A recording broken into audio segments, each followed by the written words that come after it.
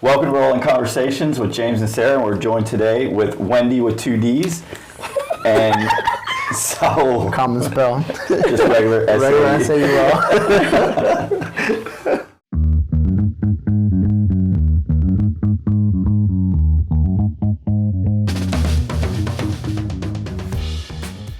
I showered today. I did do that. Yes, I did. I did do that. First, You spelled my name wrong. You're right, I did. how do you even write her name without going Wenddy D? Wenddy D. Anytime I'm And talking, the thing is I know that 100% too. anytime I'm like 100% texting her or too. talking about her, like if I say, hey, I'm Wenddy, blah, blah, blah, like if I'm texting him, I say Wenddy D. So that I put, and I always put 2 Ds. Wenddy, stupid typewriter. What made them put 2 Ds in your name? That's a good question. My dad. Just out of curiosity. So in Venezuela, at least when I lived there, when you're born, they don't have a nurse come to the room and like register you. You have to take your baby to a separate building and be like, this is so and so. So the guy's typing in the old school typewriters and hit the D and it went did it.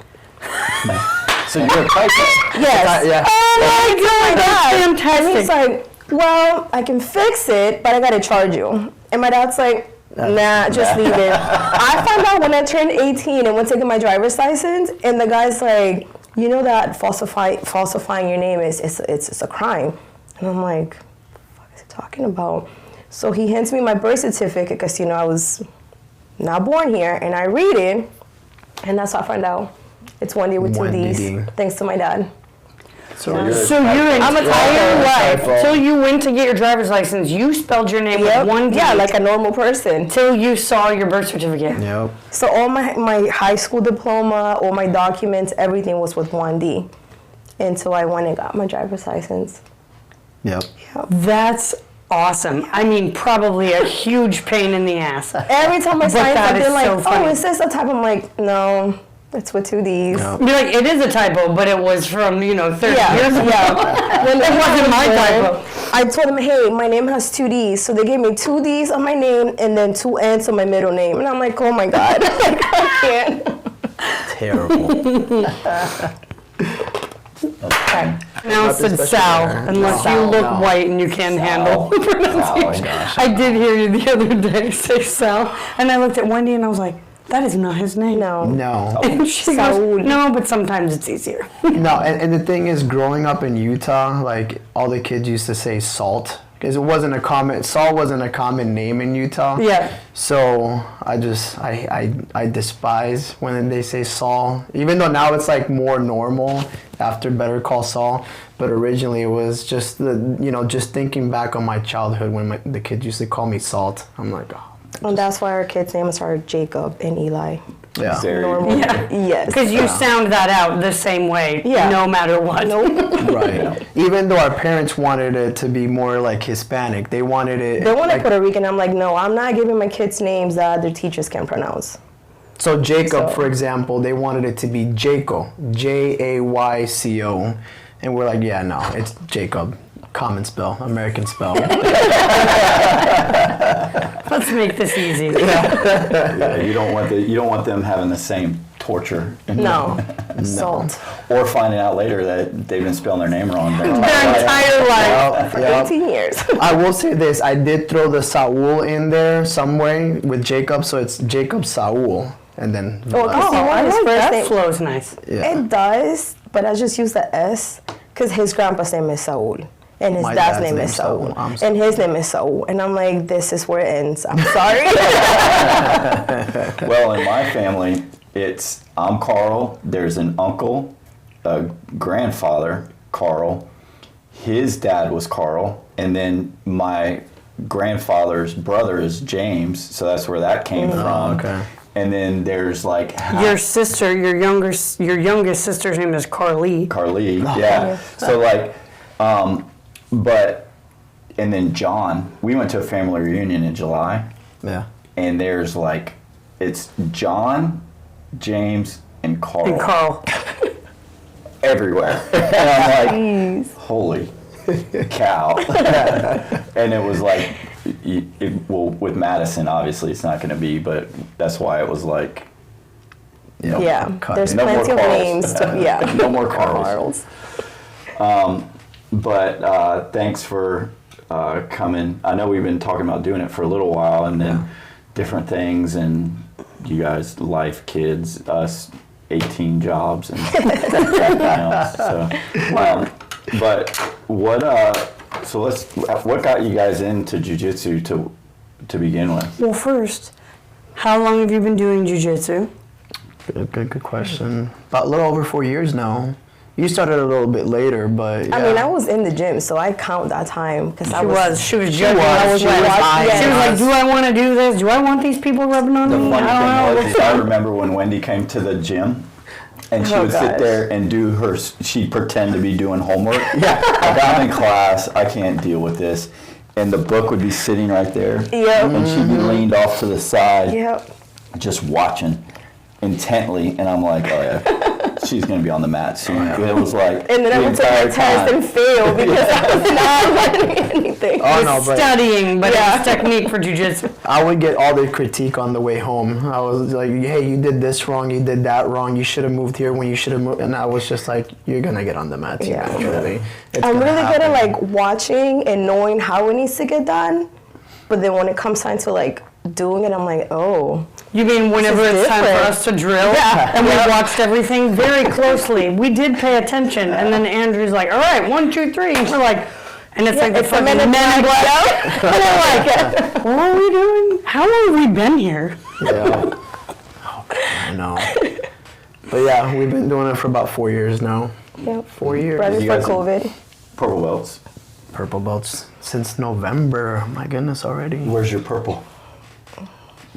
I wore my purple on. He's got his shoelaces. Oh yeah, my shoelaces have purple on them. It must be getting over the flu. She's not.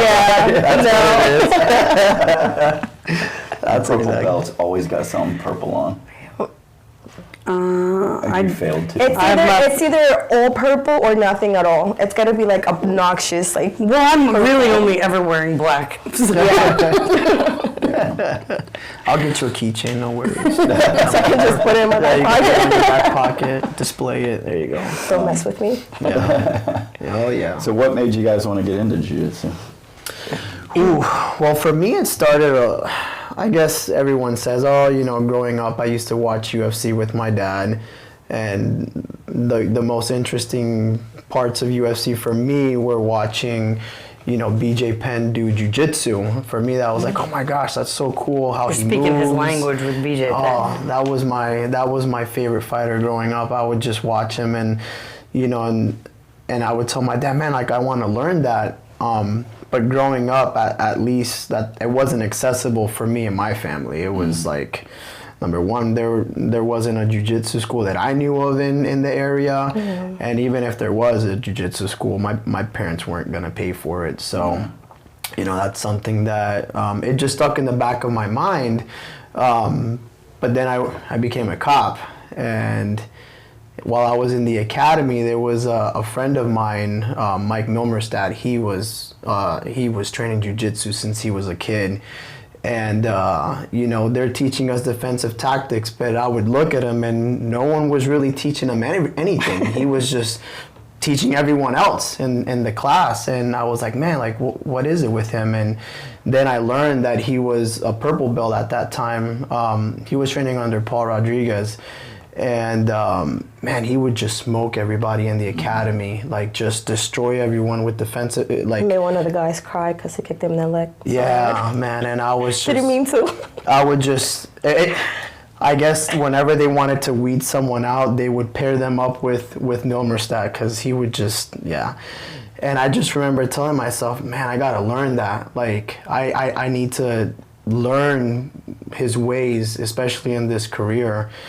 And, we would talk about it, and then one day we moved out here to Polk County, Yep. I'm joking. new life, and I was like, you know what, now's as good as time as ever to start looking for a school. You just kind of showed up one day, you told me, hey, I'm training jiu-jitsu, and I said, okay. Literally, that's what happened. And then one of my friends that I work with, he was like, "Hey, well, there's a Carlson Gracie in Polk County. You should check it out." And I was like, "Okay, cool." He's not in Carl. He's a Gracie Baja guy. Yeah, but we went to another gym first. We did. And I'm not gonna name it, but it was great. Like the gym was awesome, and we walk in and it's air conditioning, and they have a huge locker room. So the exact opposite of how we train. Our facility. It was fancy, but the vibes were not my vibes. Yeah. And then was it the same day or the day after? It was the day after, because Jacob tried that class. He did. Yeah, that class. Jacob tried it, and then the next day he was like, "Hey, there's another gym the same distance. Let's go check it out." So we walk in there. And it's not, there's no AC. This was our gym. There's no AC, no locker rooms. It was ours at the time, right? Yeah, James was there. James was and there, yeah. My hair was done. I'm wearing makeup because that's just who I am outside of the gym. And James was like, "Whoa, this is what I got." And it was just kind of like, great if you sign up, great if you don't, I don't care. And I was like, this is my gym. These are the vibes. Yes, those are the vibes. Real from the get. This is how much it costs. This is how we play. And welcome or not. Yeah, most people in the years that I had the gym, most people, they'll tell you that's my sales pitch for like 15 years. Yeah. Hey, this is what I got. This is what we do. Try it out or don't. I don't really care. Yeah. Alexa's going off. Oh, for what? Because I put the water on in the pool. But yeah, my sales pitch has never really changed. It's There's no pitch. No. yeah, and I had trained at other gyms and dropped into other gyms, and Lloyd Irvin is this guy who he was the first one to Gracie Baja was the first one to mass market and make jiu-jitsu like schools, like chains that I'm aware of. Lloyd Irvin took it to a whole nother level. And I know some people who kind of got on his train of marketing and sales, and it's high pressure, high volume sales, and you got to do this and you got to have these markets. And I remember talking to one of my buddies who went through it, and he's like, "Yeah, I got this binder," and I sit down and he's like, goes to this tab for this, and I'm like, I don't care. This is too much. Do you want to train jiu-jitsu? Cool. $100. Yeah. You're good. Yeah, because it was there was all these different things, and it's no, I have one price. Train, don't care. Yeah. This is my price. You get what you get. I don't care if you come to one class or 100 classes. It is what it is. And while financially it probably wasn't the best strategy, but I also think that marketing at the time was tougher back then. Yeah. And it was a little old school, paper, print, radio. Facebook was just out. No, Facebook wasn't out whenever I first opened the gym, not that I'm aware of. When we started jiu-jitsu? No, whenever I started the gym in 2006. Oh, I didn't be knowing you that. And they were old. And so the sales pitch hasn't changed at all. And then I think even whenever I sold the gym to Hoffa, I was he was talking about some different moves. Actually, I was talking to Sam Kimmel, and Sam and I were having a conversation. He's like, "Hey, Hoffa's wanting to start, expanding and this and that," and I met up with Hoffa, and I'm like, "Hey man, you want to buy my place?" He's like, "Yeah." "How much?" I told him the number. He goes, "Cool, let's do it." He came home. He came home and he was like, "Hey, just sold the gym. I sold the gym today." And I was like, "Yeah, it wasn't even." What? That was around the time that we started training, because I remember we had the first belt promotion, I think it was. Yeah. And then that's kind of when you officially handed it over to Hoffa. Mm-hmm. And I was like, I like this guy. Why is he leaving? What? And then you said. Then he said he wasn't leaving. Yeah. It was just. We're still gonna train and be in the gym. After 15 years, it was. It's kind of weird because the last year and a half that I had the gym was the most fun that I'd been having with the gym. The previous 6 or 7 years, I was miserable. I hated it. I hated going. We also had a CrossFit at the same time, and we were trying to run 2 facilities inside one building, and one would take over for the other. The other would take over for the other. It was stressful. The MMA and Jiu-Jitsu, and then we had CrossFit, and we had partners over here, but not here. And it was just, I was miserable. I hated it. I got to the point to where I wasn't training. I wasn't doing anything. I would literally walk in, sit on the mat, and be like, hey, do this, do that. And like, I had no burnout interest. was real. It was bad, like real bad. And then we sold the CrossFit, relocated the Jiu-Jitsu. And that was the best thing we ever did. And business went through the roof, and like I started having fun again. And we got rid of all the douchey CrossFitters in the building. Joking. So I started having fun again, but I was still really burnt out. But it was just different. And then it was like COVID hit, and we were paranoid. We're like, and we had a thing. Over the 15 years, I had taken personal money and put into the business. Any small business owner will tell you, like, that's part of life when you're starting a business. But after 15 years, you're like, fuck, how many, but the last few years, financially, it was doing really well. The month that they shut us down for COVID was the best month on record I ever had in 15 years. Shut us down. And so. Do you remember our videos? Yeah. I remember.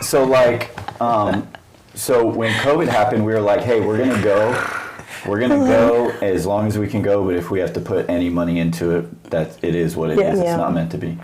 And thankfully, nobody quit. I had one person. I did not want to quit. I had one person who didn't quit. They just couldn't pay because they were a server. Yeah. There's so many of us that were considered essential workers. Most of us that train. But like, he was a server, he got laid off, and it was even like, that's tough. Yeah. I was like, hey man, don't worry about it. Yeah, just come in. Just keep training. Just train. Don't worry about it. And he's still training now in a purple belt. Nice. So, nice. But he was the only one. I don't know if you guys remember. Like, I'd send messages out like, "Hey." Oh, I remember. Like, if you guys want to cancel, I completely understand. Like the other coaches I had at the time, like I was still paying them. Like, we need to bust out the drills, the drill videos that you would post in the Facebook group from COVID. I still use for the shoulders. Me and my wife in my garage, just stretching my shoulders. Which camera is the camera we're looking at? So listen, if you guys want to see the COVID videos of the at-home drills by Coach James, you gotta just put something in the comments, and I will make you a collage. What do you call it? A video montage of Coach James COVID at-home jiu-jitsu drills. For all you people that are good at YouTube, they're on there. You just got to know. They're there. I'm done. They were great. But but COVID, like, I was nervous, but we did really well. And then as we were coming out of COVID, business started just going through the roof. Yeah. And the problem we had as we were coming out of COVID was I wasn't able to keep up with returning calls, talking to new people. Derek had just came on coaching, and you see what Derek, where he's progressed to. So, like, Derek was really helpful, but the other coach at the time was not really helpful in that part of it, with the sales and all that. So it was like, developing Derek as a coach. I could not keep up, and she was at the counter. I'd get on them, I'd get to train because I was in medic school, so I was getting to train once every 3 weeks maybe, and then I'd be on the mat, and people would come in, and I'd have to stop and go and talk to people because he'd be coaching, and it was like, or someone else would be coaching, and they weren't going to talk to anyone. Yeah. So it was like I was constantly having to stop. The business was just going through the roof. Which is great. Yeah, it was great. Yeah, it was. It was. And for the first time, I was like, I felt like I was always dragging the business along because of my hobby and passion. Mm-hmm. And that's the first time in like 15 years at the time that I felt like I was the anchor for holding the business back and growing. And I was like, and whenever I talked to Sam, I was like, man, I don't know what to do. Like, I can't keep up. I was calling Sam, Hoffa, Andrew, Bamboo, Rob Kahn. I was calling all these people like, I need to hire a manager. Yeah. We were trying to get a manager. We were trying to find somebody that would be good at it. Bamboo and Rob, they're in Tampa. They have people, but nobody. I couldn't afford to make it worth somebody coming over to Tampa.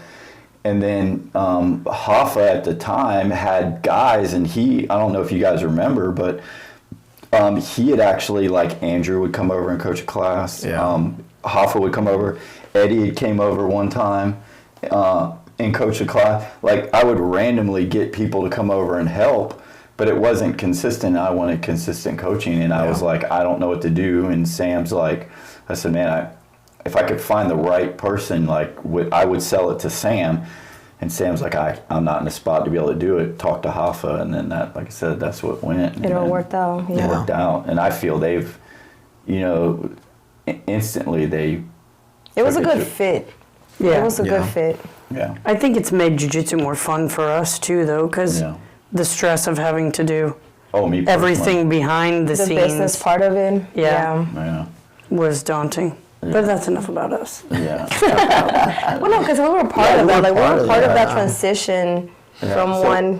What was that like for you guys? Because I've never really asked anybody. Oh, man. Like the transition. I hate to say it, but I kind of did. I was like, I don't really care. We got our money. Yeah, but it was the first time that we had been, like, free from obligation outside of, like, our daily stuff. Because, like, I was a fire medic and you worked, for the power company. And then at night I would coach CrossFit and you would coach Jiu-Jitsu. And so we were obligated to all of these things. And then I sold the CrossFit. And so I was no longer obligated. Yeah. And then you were still obligated. So for the first time, we were like, free. We can get off work and, like, not do shit if we don't want to. We don't have to go anywhere. We were just white belts too, so it's kind of like not to, But I know you guys, parents, because your boys do jiu-jitsu as well, and I know, and that's one thing that I'm really proud of is the parent engagement between parents. No. Like, you guys. Oh, yeah. A lot of the parents, especially. Like the community especially of the kids' core program. Group of you parents, like, from that time, like, you look at the people that have been around since you guys have been around, like Angie, Pia. I think that's it. Like, the parents, just Angie from and the Pia. old school group. Yeah, it was Angie and Pia. Just them. Yeah. Yeah. I don't know. Did it? Jason Lee and the twins, they pop in and out, but they haven't been consistent. Caden and the little boy and girl twins, they're randomly in and out. Yeah. But what was it like as you guys as, like, customers going through the transition, especially being that new to it? Like, man, we found this place. Yeah, it was great. I just. I don't know if I want to go into all of that. You don't have to get into the drama. I'm very friendly, so, like, it was a different experience. Yeah, for you. like, I make friends with everyone. Like, I was not aware of the whole, like, business stuff behind it. I just knew this is my coach. This is not my coach anymore. There was a lot of, like, loyalty questions, and I'm like, listen, I'm just here to learn jiu-jitsu. Like, I don't care. And I do, like, we went to this gym because we wanted to be under the Carlson Gracie name.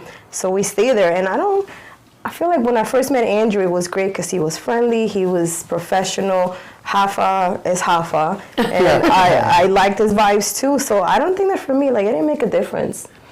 No, I mean, for me, I guess I knew that COVID wasn't going to last forever. So what? Yeah, I mean, it was like the greatest times ever in Oak Ridge. The beginning, because you were in the same sector. We were working the same place during that time. Oh my God! And Oak Ridge was wonderful at the beginning of COVID. It was. We went from, like, 27 calls a shift to, like, 2. Yeah, it was. Everybody was scared. It was amazing. Working Disney was great because there was no one there. Yes. Man. I'm getting paid to be here. That's great. Yes. But yeah, it definitely didn't last very long. No, and I knew that, and I was like, you sent out the videos, so we were the people out there doing the videos. We was excited. Using the dummy to do all these neon belly drills. We still have one of those dummies by the way. Just sitting there. I used it today. And so I remember telling her. Got some anger on you. I remember telling her, like, hey, like, this isn't gonna last forever. We need to make sure that we're helping out, making sure that we can keep this open because we love it here. Like we love what we have here, and we were just brand new white belts, but we really liked it. So we're like, now we're gonna continue to just hold the line until we felt part of the gym. Yeah, until it opens back up again. And even before it opened back up again, you would send out the random messages saying, hey, a group of free men are meeting up over here, under 10 people, if you wanna come through. Yeah, the thing is, I'd say under 10 people and I'd send it to 30 people. I was like, well, let's see. If I send it to 30 and 10 show up, cool. But if I send it to 30 and 20 show up, even better. Yeah, 10 over here. But it was always a group of free men. A group of free men are training under 10, meet up here at this time. Oh my God. So that kept us coming, like there was no backing out. We were like, nah, we're in this for the long run. COVID's not gonna be forever. So yeah, it was interesting time. It was fun times, but I'm thankful for everybody that supported and everything that made everything possible, and it just because there were a lot of places that did not survive that. No, at all. I personally know. So he actually just opened a gym, Cojito, in Orlando. Oh yeah, but he shut down. He did. Yeah, he shut down. He had Bamboo almost shut down. Well, the guy that bought CrossFit didn't make he it didn't through make COVID. It. But Bamboo was a different story. He had he has very loyal members. Yeah. Also, his problem was he was doing the same thing, but he had very liberal. He's in a complex, So he had very liberal neighbors, and they were calling the cops on him. The cops would show up and be like, it was just like he was kind of like, hey. Was he the one that put the newspaper up on the windows? That's right. That's right. Didn't we? And they came in the back door. I covered up the window. Park in the back. Park in the back. But then he would have people park down the road, and it was just a whole ordeal. And look at all the stuff that's come out later about how it's. Yeah. And that's another podcast. Another podcast. Struggling, those were awesome times, but yeah.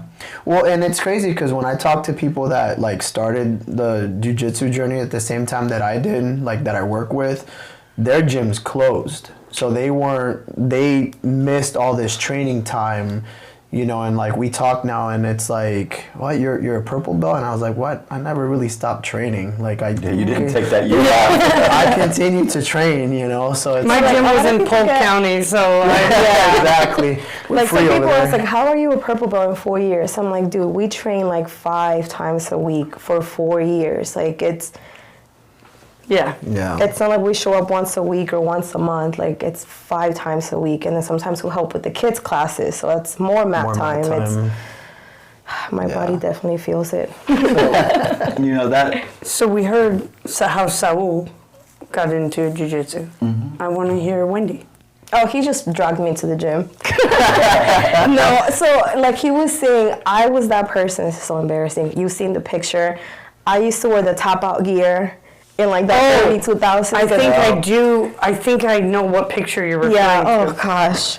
I was obsessed with Chuck Liddell and his weird arms. The punches. And what was I the got other? a couple good stories about him, I'll tell you. Yeah. I used to watch him and what was the other guy? John St. Pierre, BJ Penn, but I didn't know what jiu-jitsu was. And my mom was like, you're a lady.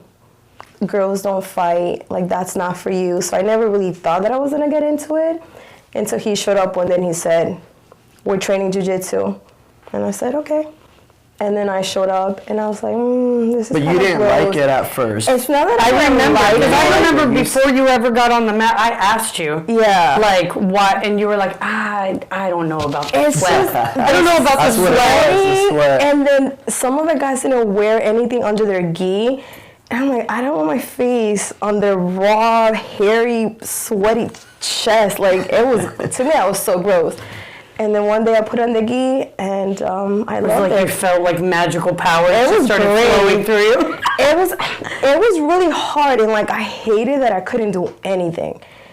And then that made me want to keep training because I didn't like the feeling of not knowing how to defend myself, or like not knowing what to do if somebody's trying to like actively pin me on the floor. And then I just kept showing up. Training. Yep. And the sweat doesn't bother me anymore. Or the bare chest. I'm just like, whatever. It's part of it. Part of it. Yep. What I do remember when you first started training, and you were very like, because like I said, I remember when you were sitting on the bench and you were very like, you were taking it in and paying attention. And I do, like whenever I'm on the mats, I'm very aware of everything that's going on. That's just from being, Yeah. you know, you own the place. You hear strange noises. Like we'll be rolling and you'll hear a weird sound, and we'll Like- both like, we both know to like, Yep. that's not a normal sound. And then it's like, okay, cool, and then we'll keep going. But like I pay a lot more attention than what I let on. And so I would see that, and then whenever we were coaching, and I remember when you started, I could tell you were trying to do the math in your head, and you're like, I can see 2 + 2 is 4, but whenever I do 2 + 2, Yeah. I'm getting 3. Yeah. And you're like, hey coach, how do I get my face from getting hit with the arm bar? Move your face out of the way. Alright, so that's how you don't get hit in the face. You just move your face out of the way. I remember the first time that you said something like that to Wenddy, because Wenddy looked at me and she was like, I love your husband. And I said, oh God, what did he do? And she was like, well, I asked him, like, what? I keep getting hit in the head. Like, how do I not get my knees? She goes, move your fucking head. Yeah, just move your face out of the way. Like, oh, okay. She was like, all right. And I'm like, yeah, that sounds And then I about found like out that we share the same birthday, so we have similar personalities. I'm like, it works. no wonder it makes sense. The dry humor, like, just move your face out of the way. So when he looks at me and says, just stand up. Yep. Okay. How? Right? Yeah, I'm gonna make a shirt that says just stand up. Just Yeah. stand up. Well, she's been bugging me to make a shirt that says just stand up for like a I've year. been saying that forever, and like, I'm hearing. I hear you. I mean, it's funny, but I actually use that, like, when I'm rolling. Yeah. I'm like, why am I fighting this person's leg? Like, just stand up. Yeah. And then I send you a Do you video. hear his voice though? I do. Where I you're do. like, just stand up. And I send you a video because I'm like, okay, we need to work on technical stand up, because why am I crossing my feet to get up? Like, that's not how you do yeah. it. Yeah. So I'm like, just stand up, but the right way. Not like this. Just stand up, but not from Indians. Yeah. yeah, and people in jiu-jitsu can tend to overcomplicate things. Yeah. Especially like YouTube jiu-jitsu people who post technical videos that require like 12 steps and your partner to react perfectly for Yes. Yeah. In a certain way. And then, you know, you have those guys and you have people that watch it, and it's like, hey, so I'm trying, and they start naming the Japanese names or these new names like the ham cheese sandwich thing or whatever. And it's You like, cannot tell me that 10th Planet does not have the most entertaining Oh, names yeah. for stuff. Oh yeah. Mission Control, and I love. Philadelphia. Philadelphia, California, New York. I Yeah. think it's I like hilarious. simple jujitsu. I like Oh, yeah. basic stuff that works. Meat hook that motherfucker. but like, but the bad thing is, especially, and I see it like second year white belts to first year purple belts. They get hung up so much on the steps that it actually like stifles your progression, I think. And it's Yeah. like, hey, you need to understand the concepts. You need to understand, this is my starting point. I just need to go here. So I just need to move my body however it needs to move here. And then you start tightening up. You know, it's like But when that's you're the way shooting, that we've you been just start- learning. You start tightening up your groups. Well, I start tightening up my movements. I start pulling my elbows in, hands forward. My legs are here. You know, so like. It's always the little details. Yeah. But Elbows in. as kids, we learn things A, B, C, D, or 1, 2, 3, 4, and that's how we're taught most everything in life. Yeah. So then, unless you start training jiu-jitsu as a kid, if you go into jiu-jitsu as an adult, you see things in steps. Well, and I your do body this, doesn't and then just, this, your and body then doesn't this. always do what your mind is telling it to do. So yes, like the single leg Specialized. X entry into the. just shrimping. Get on your hip.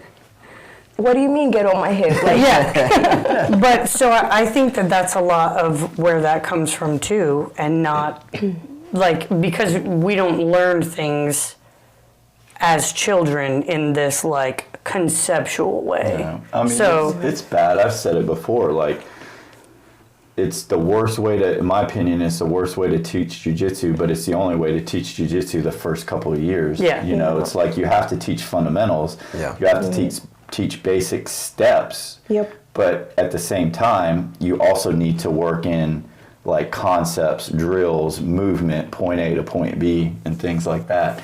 And it's you start seeing that though, like I'd say like around 3 or 4 years if you're training all the time. Like you do start to see that it's like, oh, okay, so I'm going down this road, but like there are 7 paths. yeah. And I can do this, that failed, I'll do this, that failed, I'll do this, And I that think failed. that's also where like leave your ego at the door comes in, because if you're too afraid to get tapped or too afraid to lose, then you're never really like opening up yourself up to like learning stuff. Like I was telling Saul that I feel like ever since I got my purple belt, like I'm trash. Like I feel like I don't know anything. So I started like asking myself, what am I doing different? Well, as a blue belt, I was all about speed and submissions and just going for it. As a purple belt, I'm trying new things, and by trying new things, I'm exposing. You're opening that door up for someone to come in. Yeah, like getting my bag taken. I never had my bag taken as a blue belt, and I was like, what the hell? But I'm gonna learn because I'm opening myself up to, okay, if this happens, how do I get out of this position? We just had that conversation too. Because the moment I got promoted, the very next day, all those guys from Pennsylvania were here, remember? And I got murdered by like 12 people, and it was the worst. It was the worst. But the best. Because you know when you're rolling with people you've never rolled with before, like I roll with you all the time, I roll with you before, I roll with you all the time, like we kind of know each other's like movements, where you're gonna go. You know for sure I'm gonna attempt to gift wrap at some time. You know what I mean? But you know each other's movements. So then here I'm rolling with like, how many black belts were from Pennsylvania? There were like 3 or 4, right? And I'm rolling. Oh, there was. No, that I roll with like 3 or 4 of them, but I think there were like 6 or 7 there or was like something. 6 or 7 guys that came down that time. And I'd never rolled with them before, and I'm like, solid. oh, this is a new color, and these are new faces, and I don't know jiu-jitsu anymore. It was the worst day. And so then I carried that in for like the next month. I remember. I was like, I don't want to wear this belt anymore. Somebody take this from me. Can I please have a white belt? I want my white belt. I feel like white belt was the best because nobody had any expectations for you. Yes. Now Everybody says purple is the best because it's where you get to like experience more. I don't like it. You can have it back. Too much pressure. I see it a lot from the outside, and Jake is a great example of this. Jake going into purple belt, nothing's average blue belt progressing to purple belt. Jake coming out of purple belt was wrecking black belts. That's when we started. I remember, I'm like, dang. But it's like Jake coming into purple belt, normal, but coming out of it. But at the same time, that's when Jake really kind of started devoting himself to jiu-jitsu, started training more.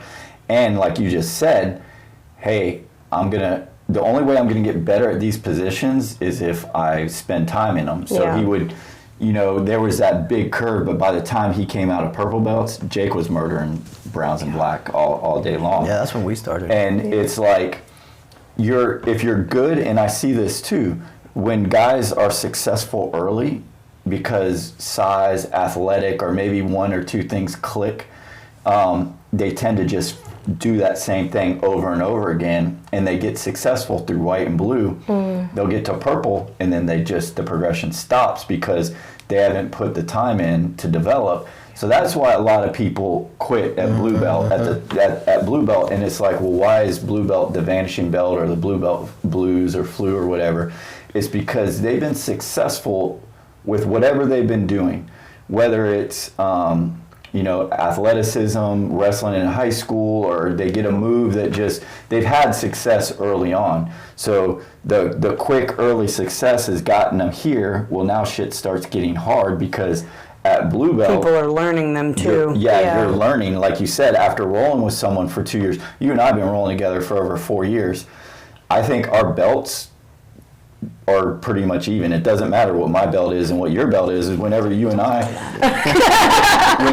I roll, because we have trained together so much, and it's like, as a coach, I've always aspired to have my guys better than me. You look at Derek, Kenny, Jake, like all those guys have surpassed me, and it's like Curtis, like all those guys have been with me since babies. Like they've surpassed me, they smash me, and like for me as a coach, like that's what I want. And I never hold anything back when we roll, and I always like, hey man, try this, hey, and I do it with everybody. Hey, this is why I keep getting you. I want you to be better. It's not I get to hear about it the whole ride home. How I could have done something better. Well, I don't want. He always does start off with, that was really good roll, babe. But I don't want you guys ever going home going like, man, James always gets me the same thing. Like, I don't want you to have to figure it out. It's like, hey, dude. Just ask. I did it with the other morning with, it was open mat with Blake. I'm like, yo, bro, like, I got you. This is how I got you. This is why I'm setting up. Like, don't let me get you like this again. Yeah. And then the next time we rolled, sure as shit, like, But that's what makes you a fucking great coach. Yeah, but because you are open to say, hey, I've gotten you with this 4 times.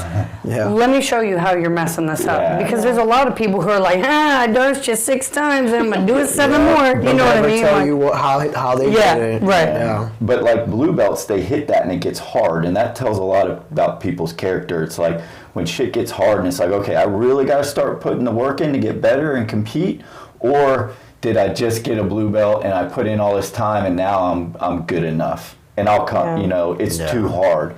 And then when they quit because they don't remember the white belt, they only remember the blue belt of how hard it was when they left, and they're like, oh, I'll come back. Then it's like, oh shit, that's really hard. Yeah. Do I want to come back and start that? So I don't, I've had we were having this conversation this week that I'm like, dude, sometimes I go home and I'm like, why am I doing this? It's not my career. I don't get paid. I'm always hurt. Everything hurts when every role that I have is hard. But then I remember how much fun I have, and it's great, and all the work that I've put in to quit now, that's it's kind of a waste of 4 years. I've come too far to quit. Yeah, because you guys train a lot, and I've had my time on the mat, and it's like I know I need breaks. I can train, and then I need breaks. Yeah. These last 2 weeks I haven't hardly trained, and it wasn't really my choice to take a break. But I can tell you, going into next week, I'm ready to get back on the mats, and taking time off to heal, recover. You come back and you're kind of recharged, and you're like. Because I know whenever I take a break and I come back, I'm like, oh, I'm going to fuck people.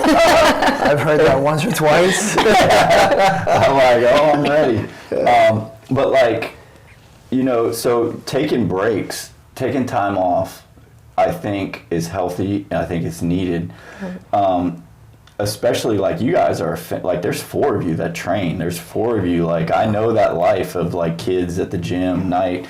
But you know what it is, though? You're right. Absolutely right. And lately we've had this conversation. I feel like a break here and there during the week, it's not a bad thing. I remember white belt, blue belt, it was like, I gotta go. We gotta go. You always we can't miss go. training. I'm like, my leg hurts. I don't care. We're training. We gotta go. Jacob doesn't feel good. No. We're gonna go train. We're gonna go train. Poor kids. And yeah, I know. It builds character, though. I'm sorry. No, it builds character and discipline. Life's hard, push through. Yeah. Yeah. But then now I find myself like, like my finger hurts. Let's just take a break.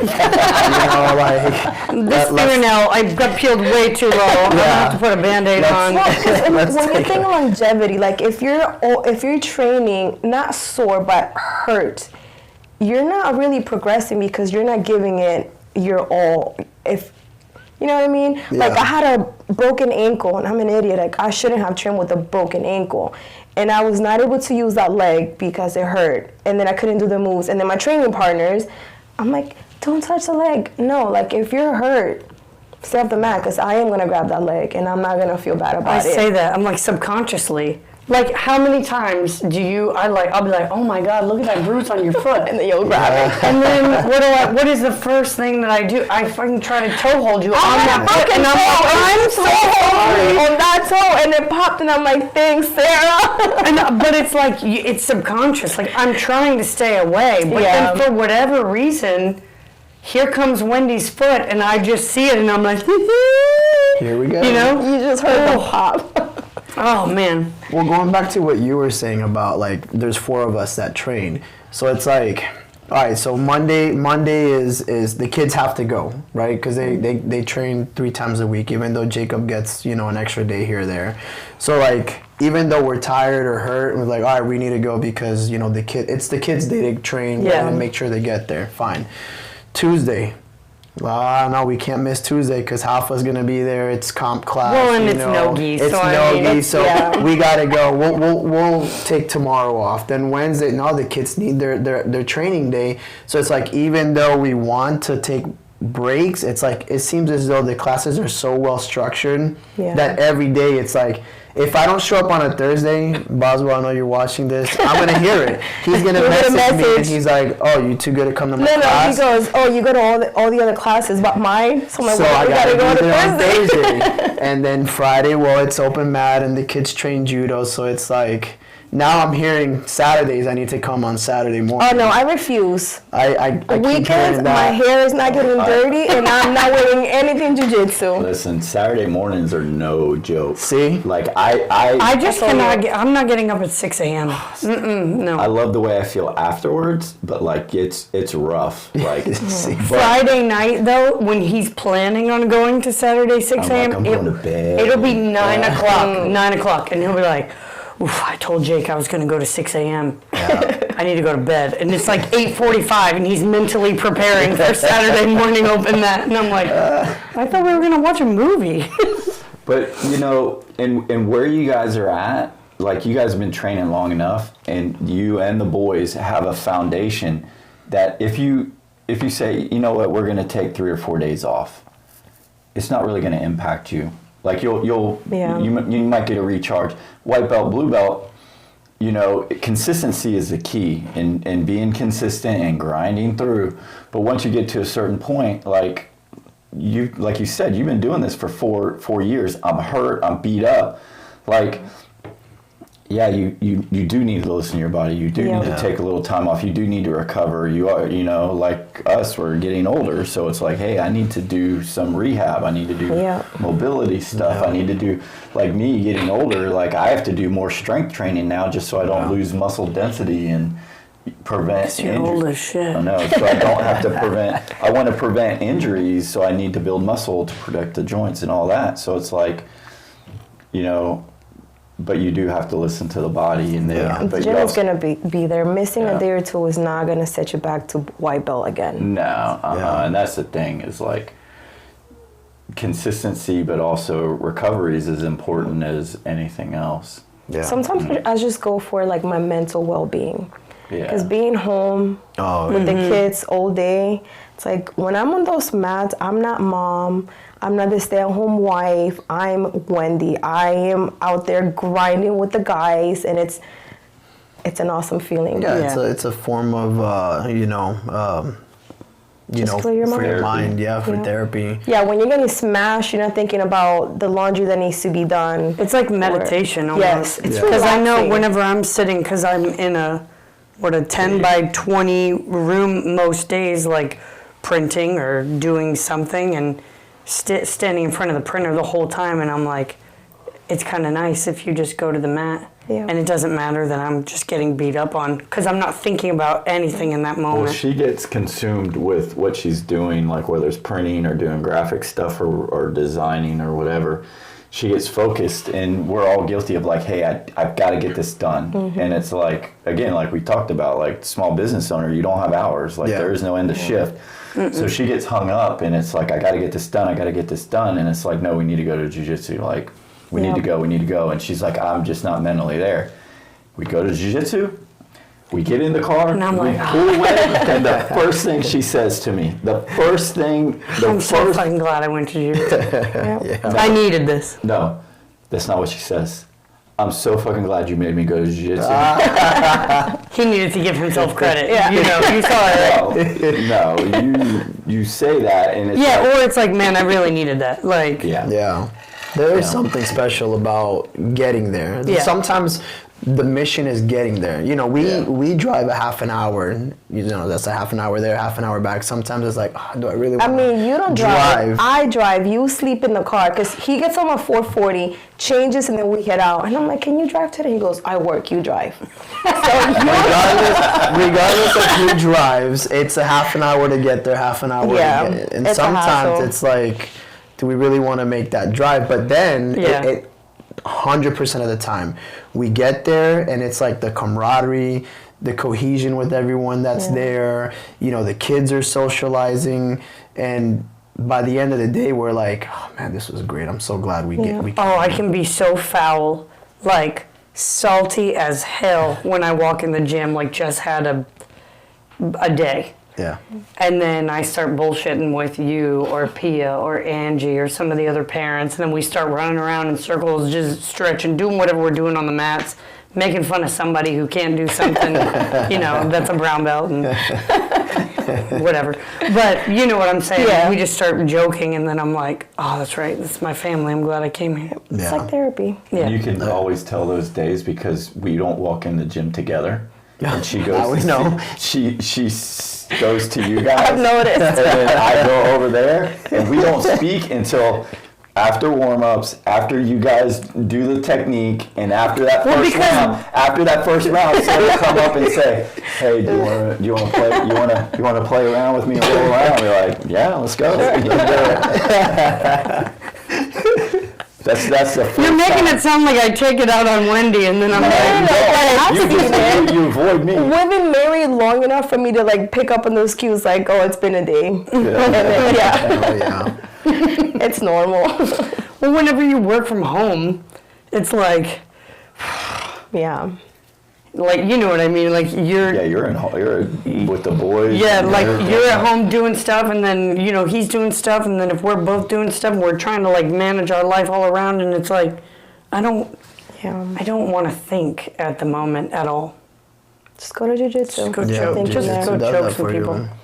What do you think it's done for you guys as a family?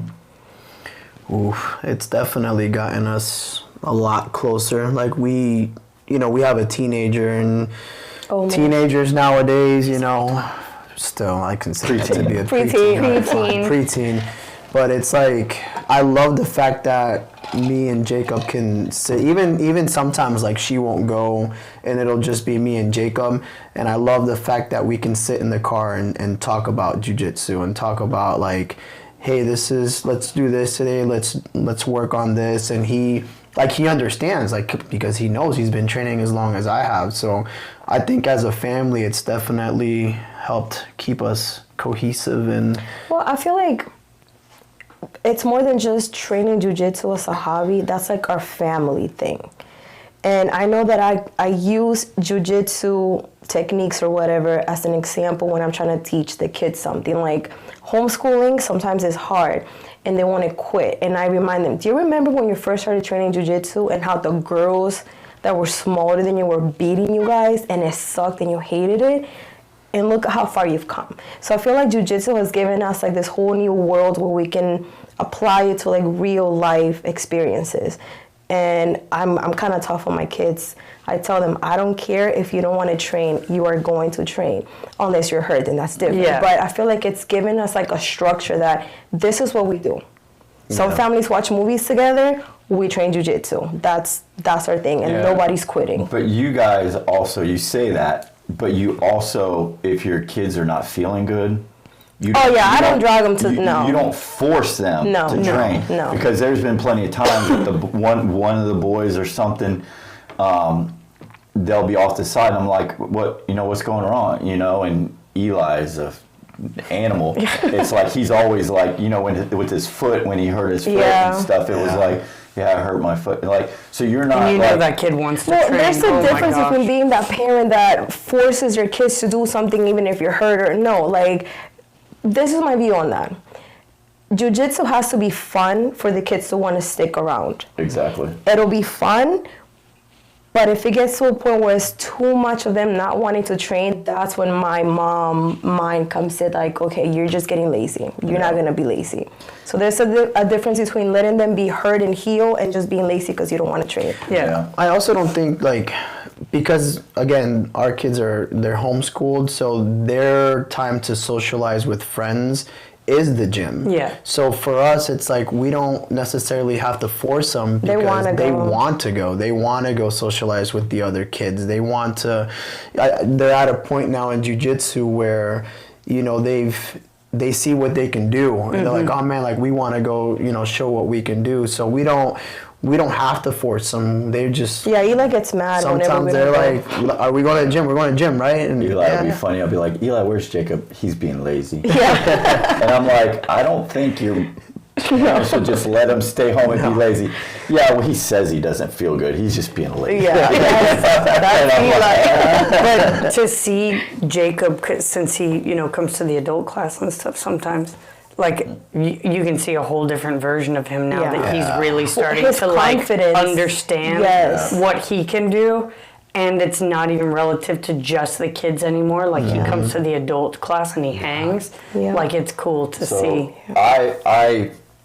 When it was my place, I had a strict no kids in the adult class rule. Well, you would have had a strict no kids at all rule, except the kids pay the bills. So, but I put an asterisk by that statement. There's certain times, there's certain kids that are mature enough to interact. Jacob is one of those kids. Eli, short little bursts, but also Eli's size. He's not as big as Jacob, So like Napat. Yeah. He's great for the adult class. Great for the adult class. Yeah. His brother Frankie, he's just on the touch smaller side. But what I like about their dad and Frankie is like they'll team up, and when Jacob's out there, like I've actually seen where I could tell Jacob did the kids class and he's not really into the adult class, and then Frankie's there and he's like, he'll go out there and partner with Frankie. Yeah. They'll get a little bit of work in, and then they have no problem stepping off the mat. Yeah.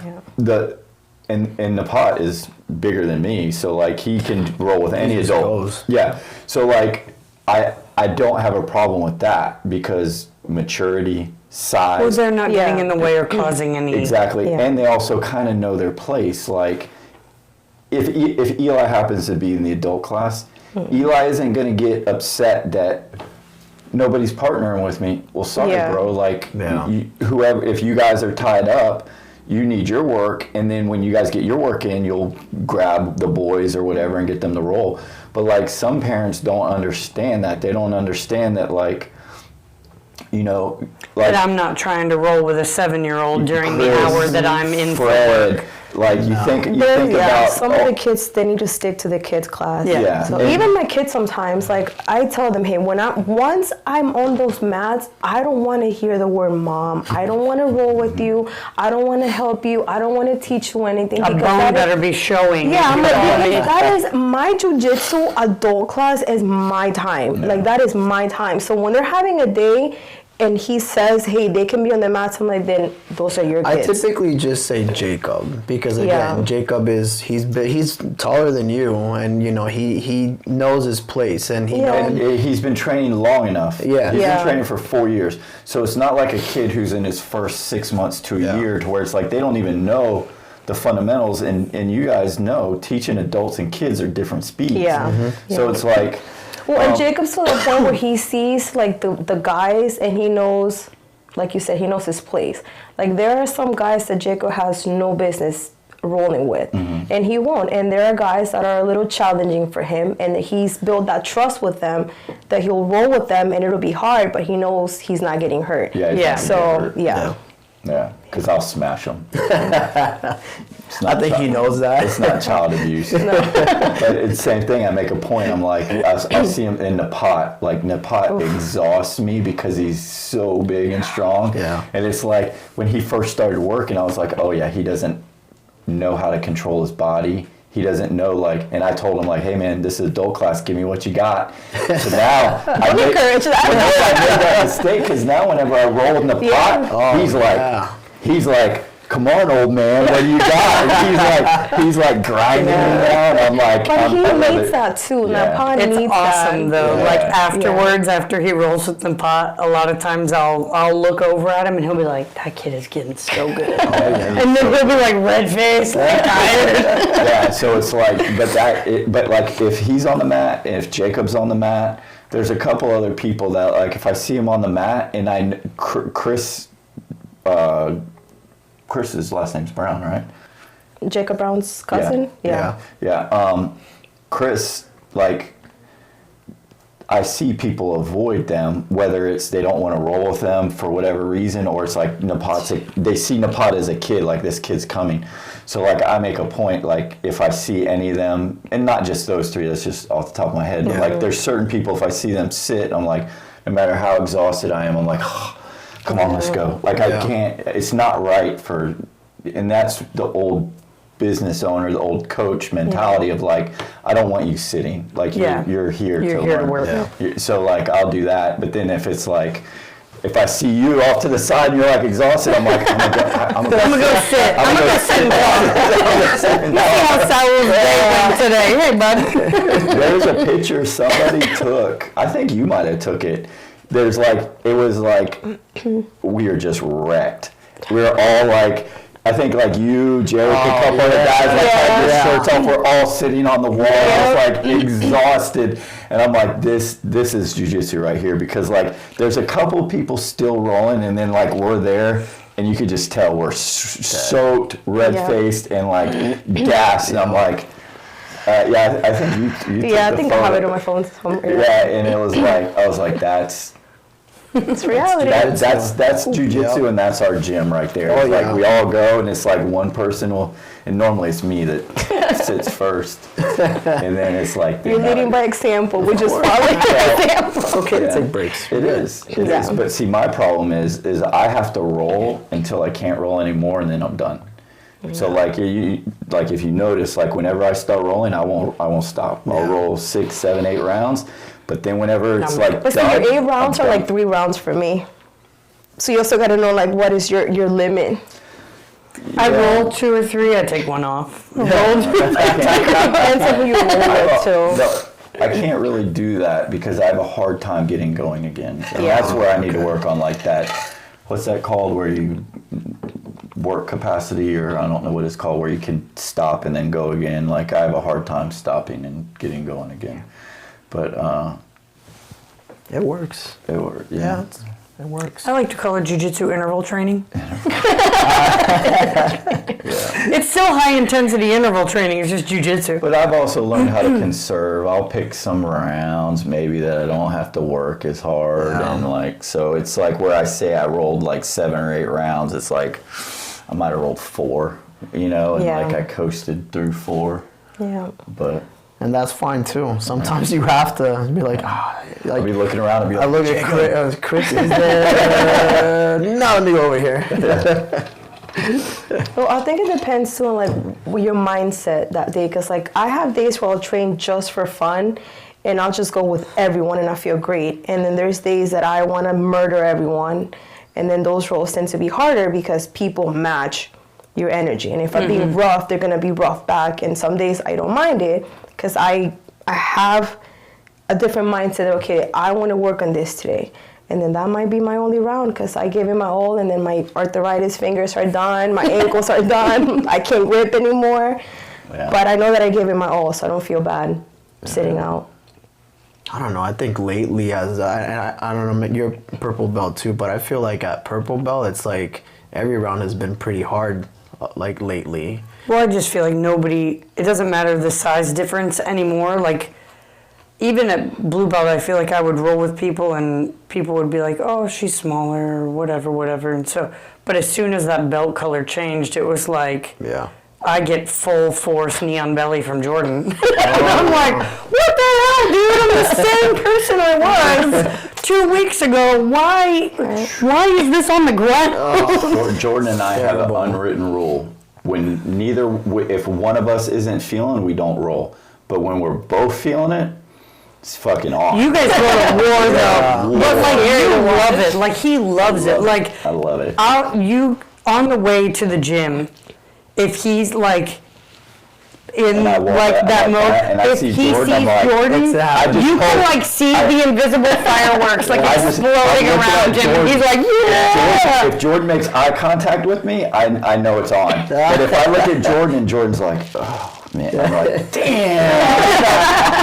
Because him and I both know when we go, we go. There's no, like when him and I go, there's no holding back. He's getting all my weight, all my strength, all my technique. There's no holding back. But I get all of Jordan's weight, all of Jordan's strength, all of Jordan's technique. All of Jordan's neon belly. Yeah, so it's like, and I know I can throw him around as hard as I want. He can throw me around as hard as he wants. We're not going to hurt each other. I trust it. Yeah. And it's like, and we're grinding. And afterwards, we hug. We're too exhausted. And then you stop for the rest of the night? Yes.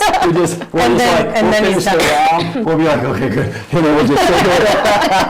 And it's like, okay, can you move yet? No, I can't move yet. Give me a second. Jordan has the best warm-ups too, and just a couple of stretches here and there. It stretches. Your wrist, I your look head. forward to his warm-ups. Yeah. Oh, I love him. But yeah, as far as like where you guys are in purple belt, you guys have been exposed to 90% of the jiu-jitsu you're ever going to be exposed to. The only thing now is variations of what you've seen and comprehension of what you've been exposed The to. details.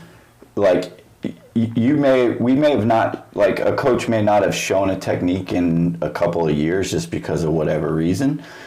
And so when you were exposed to it and saw it, you may not have comprehended it and you may not have had the body awareness and movement. But when that technique comes back around again, you'll be like, oh yeah, I remember I saw that. And then your proficiency in it like goes through the roof. So like... I'm still waiting for that to happen with X-Guard. X-Guard for you. It's just, Which one? Which one is it? Difficult. I see it, I understand it, and my legs just don't do what they need to do for the person to just bloop, fall. Like, Yeah. But it'll click one day, I'm sure. It will, Just but- hasn't clicked yet. you guys, there's not a lot of jiu-jitsu that you guys haven't seen. It's just variations of the same stuff. And it's... Well, I mean, again, how many times do we look at each other? Wendy and I we always drill together. I see it. Yeah. But like, you're coaching and Saul is your uki and you're being really mean to him or whatever. And we can be... I don't use you for Uki much. No, Occasionally. you used to use him all the time. Yeah. But like, we can be on like opposite sides of our little semicircle of madness, right? Like watching the demonstration. And it can be something as simple as like different hand position, different with something. We'll both just look at each other and Wendy every single time.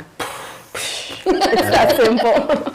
And then we'll it'll be try like the it, and smallest we'll- thing. and then we'll go try it and completely forget. Oh, yeah. Yeah, but like, where does the hand go again? Yeah. Hey, James, and I can tell that you avoid us sometimes. Like, you'll kind of look and then look away. I'm like, oh, he saw us. He just doesn't want to come over here. I'm like, I don't know that I had the energy. I catch him as immediately after showing a technique, he turns and everybody, goes off and partners up. And then we'll go, and I'll catch him glance to be like, is my wife fucking this up? And if I don't, then he like continues on. Otherwise, I get like this like longer sort of like, are you serious?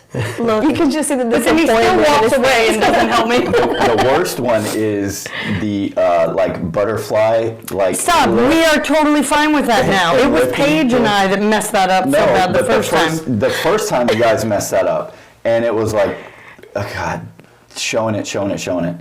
And then it was a while, and it came back, and I showed it again, and I'm like, oh, hey, yeah, check this out. And then it was you two going through it. I know, but I was fine. No, you weren't. And I was just like, are you serious? Like, you should, I've shown this before. No, we weren't fine, Sarah. No, but I don't remember. You know, We weren't fine. We figured out the hands, but the legs, we're like, you know what? That's right. Not gonna. I remember which one you're talking about now. Yeah. But, Yeah, wasn't that X to like was, open yeah. and then the leg falls right Yep. where it needs to fall Funny hole. to expose the heel, and you got. We don't have to I don't talk know about what this. you- We can move on to the next. Listen, it was, we weren't pushing on the hip, okay? There was step 1, 2, and 3 that we missed. And I had my wrong foot on top. But we got to fixed go it, there. and then we were good. It just took 52 times. I still don't have it.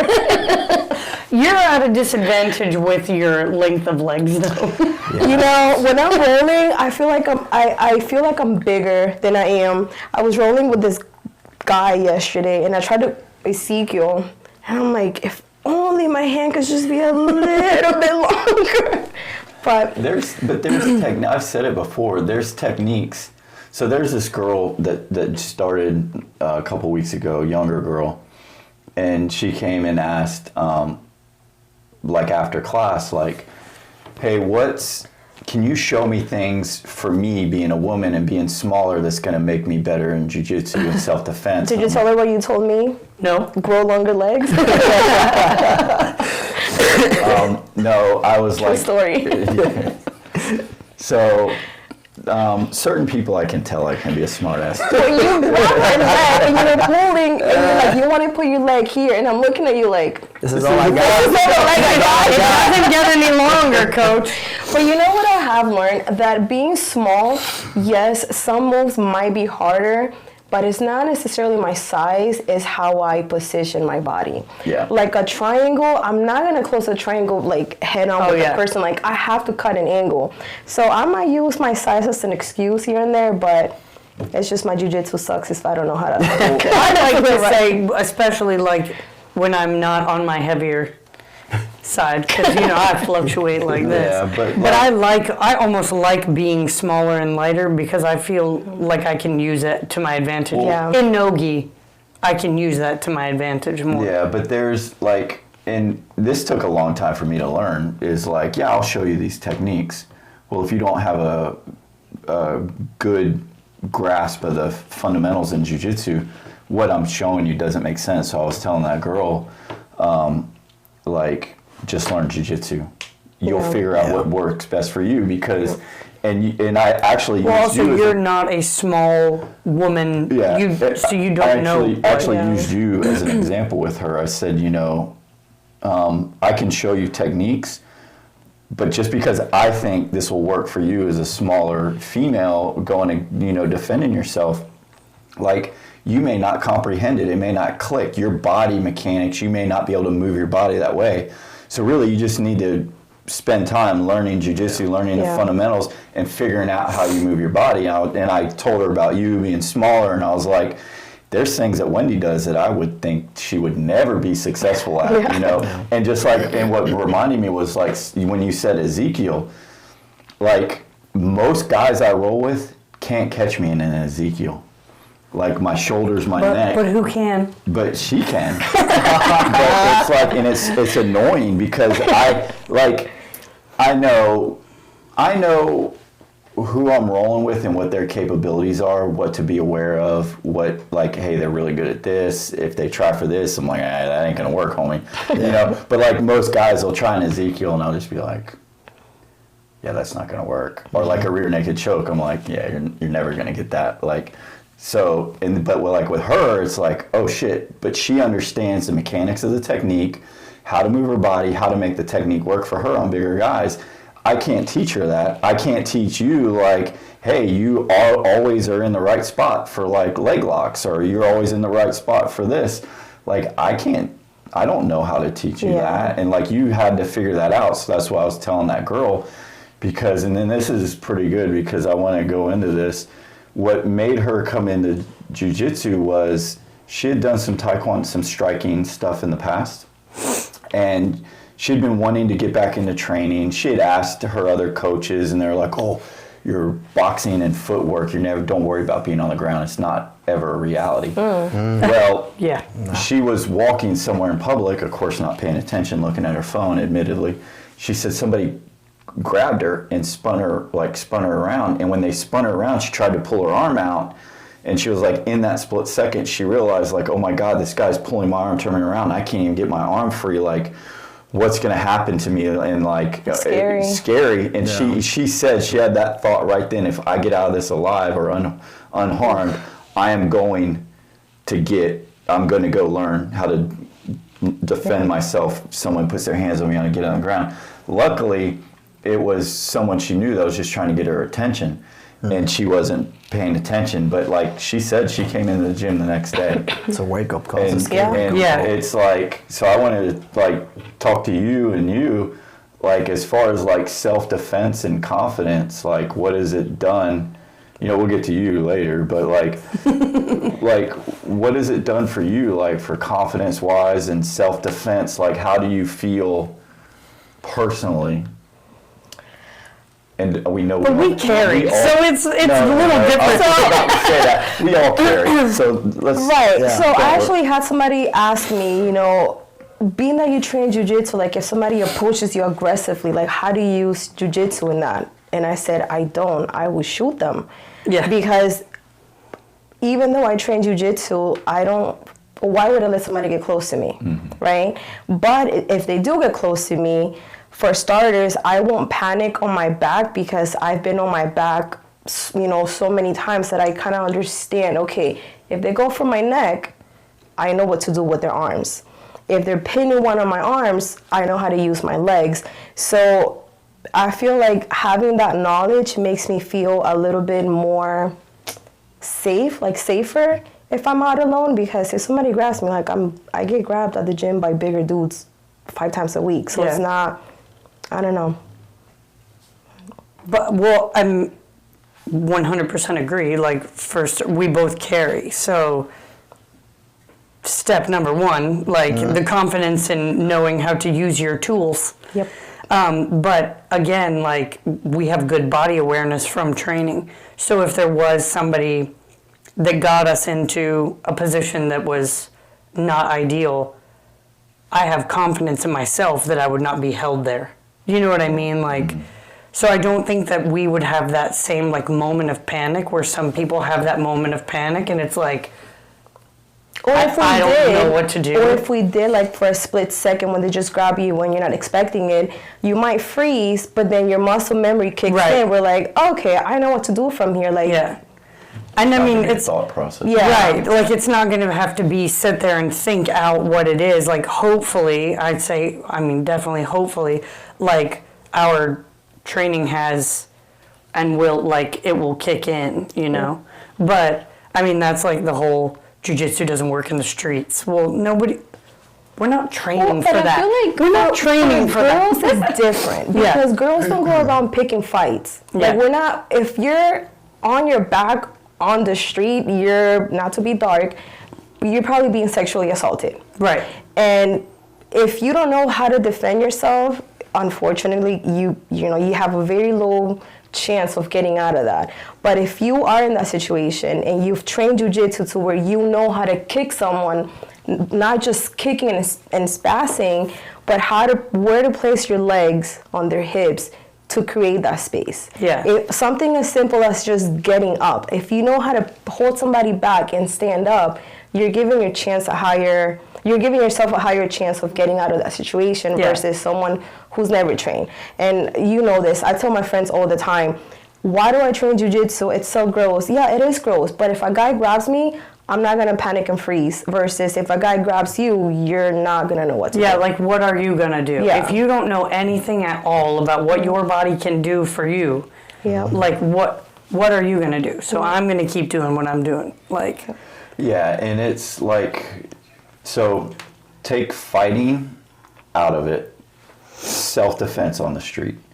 People who are gonna attack women, mug guys, I had to take down patients. Where's Matt Duxbury, if you're listening? We would take down patients because they were super combative. Yeah, and so I'm telling you, Jiu-Jitsu helped you in that sector. No, I know. For sure. I know, but that's like a different segment of like the issues and the benefits of Jiu-Jitsu. I'm talking strictly for survival, self-defense. Oh, yeah, okay. Like, people are going to look for easy targets. You know this from, like, they look for easy targets. They look for people who are going to comply, give in, and not resist. And, like, realistically, somebody the size of, just say Hoffa. Hoffa's not very tall, but he's a shit house. Think of somebody Hoffa's size, untrained. Like somebody's Hoffa's size that doesn't know Jiu-Jitsu. Are you going to armbar them? Untrained now, they don't know anything. Chances of that are pretty slim. But if they're trying to hold you down and sexually assault you or take advantage of you or something, your survivability just goes up exponentially because of Jiu-Jitsu, in my opinion.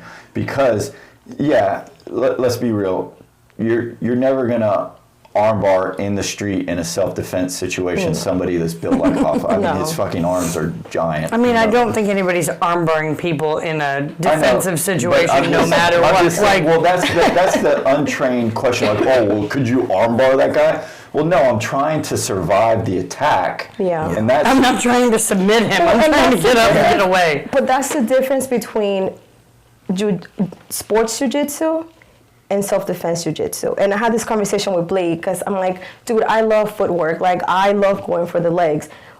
But I will never, if somebody throws me on the ground, I will never go for the leg because I'm not wanting to get punched in the face. Like, I will stand up. Understand the exposure risks. Legs. But an untrained person attacking somebody like your size, like, my dad is FaceTiming me. if somebody just goes for the rape choke, that's not going to phase you. Like you're like, oh really? This is what you got? Like you're like, step up your game, homie. Like choke me harder. Is that all you got? But like, that's not a threat for you. You're already thinking like, okay, I need to do this. I move away. So yes, I think Jiu-Jitsu is a realistic self-defense for those situations. Now, let's throw in street fighting. Do I think Jiu-Jitsu's ideal for street fighting? No. That's just the reality of it. No. You know, so it's like, will it protect and prolong your survival chances being attacked? I think so. Yeah. But it's like the argument all the time on Instagram. Anytime anybody posts anything, any technique, you always get like some keyboard a-hole that's like, oh, that wouldn't work in the street. Do you see our cushy mats and our pads on the wall and our sweet cherry roll? And when the timer goes off, we just stop. Like that's not what we're training for. That's there's not definitely like a sport. There is a sport and there is self-defense.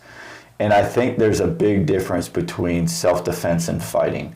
Yeah. Because self-defense, like I've said it for years, someone else said it, and then it became popular, but I said it first. But like my first self-defense, and you remember from the women's things I used to do, like distance is my friend. Like somebody says, hey, you got it happened to Sarah today. Literally, it happened to her today before we were on the way home. She stopped at Dollar General. Someone says, hey, you got a minute? Hey, can you help me?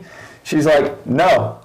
Like I got in the car and locked the door, but the guy obviously didn't know he was sitting in the car. He was like, "Hey, come here. Are you familiar with this area?" And I was like, "Nope." I'm like, I live 1 mile down the road. If you're out in public at night or something, and someone says, "Hey, you got a second? Come here." I can hear you just fine over there. They take a step forward, you take a step back. Yep. That's being situational awareness. That's 'cause understanding. Guaranteed, how many times have you been talked to in a gas station? Across cars or somebody, you know, they do Yeah. it like, it is an all the time occurrence. And this is what I think like most men don't understand because it doesn't happen to you guys, but it happens to us all the time. All the time. And I know, being someone who I'm told consistently that I look intimidating as a female, like by other females. I mean, I think you and Angie both said I it get that to all me. the time too, and I'm like, I'm small. Like, it's your face. Your face is not Right. approachable. So like my stature, I have tattoos. It's not necessarily that I have an RBF. I just like I'm usually it's the busy. way you carry yourself. Yeah. Yeah. And so like I know that like if there was somebody looking for an easy target, like I probably don't look like that. But that doesn't keep people from like guys. There's always men. Yeah. And it's always gas stations or parking lots. And I remember the very first self-defense thing I ever took with you. This is gonna age us for real because people don't carry this many keys anymore because everything is boop boop. Yep. But I remember you saying like always put your keys in between your fingers, always park under a street light, never talk to somebody on the same side of your car. Like if somebody approaches you, walk to the other side of the car. I can hear you from here. Like all of those things. But that happens to women regularly. Especially during the holidays, like shopping, different things like that. Like my whole thing for self-defense is time, distance, shielding. Time, like what time are you going into the store? How long are you going to be there? What time are you going out? Does people know how long you're going to be gone? Like you have that thing in there.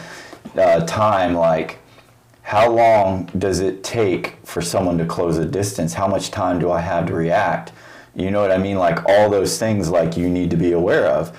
Distance, like always maintain a certain distance, like she said, like walking around the car, like I don't ever talk to strangers on the same side of my car. I used to jog around my neighborhood, and I see this guy come out, and he stops. So I stop, and he's like, "Oh, go ahead." And I'm like, I'm not going in front of you." And he's like, "Why?" And I'm like, "Because I don't feel comfortable walking with you behind me, and there's no one around." So I feel like being a girl, like you also have to speak up for yourself. Like if you're uncomfortable in a situation, you don't have to be in the situation. Yeah.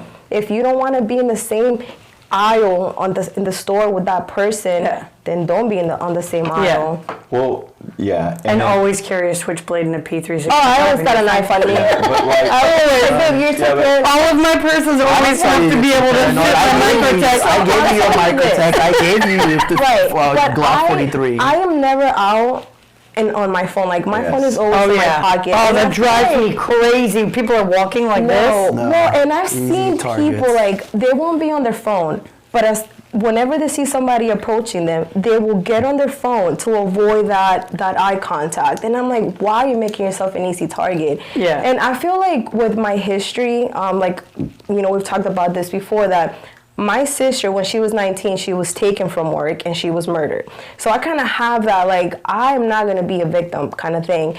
And going back to the self-defense thing, my sister was murdered by a rear naked choke. Like, the guy strangled her. So training jiu-jitsu, like, the first year, I'm like, dude, nobody's ever gonna choke me that way. Like, I was so afraid. I remember. Yeah, I'm like, I was so afraid of having anybody touch my neck. Oh, if I ever got to Wendy's back, I would be like, all right, we can start over. Like, I didn't want to. But then it happened by some dude that I didn't know. He took my back, brand new white guy. I had no business going with this guy, but you guys know me. Didn't he look like him too? Yeah, and then we have one of the guys at the gym that looks like my sister's killer, so I avoid that guy. Like, it's just weird. But I couldn't avoid it this day. And we rolled, and I was only my feelings, I was only my mind. I'm just thinking, like, I don't have PTSD, but I feel like that day, like, I had all these flashes of, like, everything that happened. And he took my back, and as soon as he put his hand across my neck, I panicked. I'm like, oh my God. And then I said, I've been here. No, I'm not going to settle for this. And I knew how to get out of it because I have seen it and I have drilled it so many times that now when I see him, I'm like, oh, you're just a regular guy. So, you know, going back to the whole self-defense thing, I don't train jiu-jitsu just for fun. Like, I train jiu-jitsu with the mindset of, if I'm ever in a situation like my sister was, I want to know how to get out of it because she had no training, like nothing. So I'm always telling my friends, like, y'all need to train.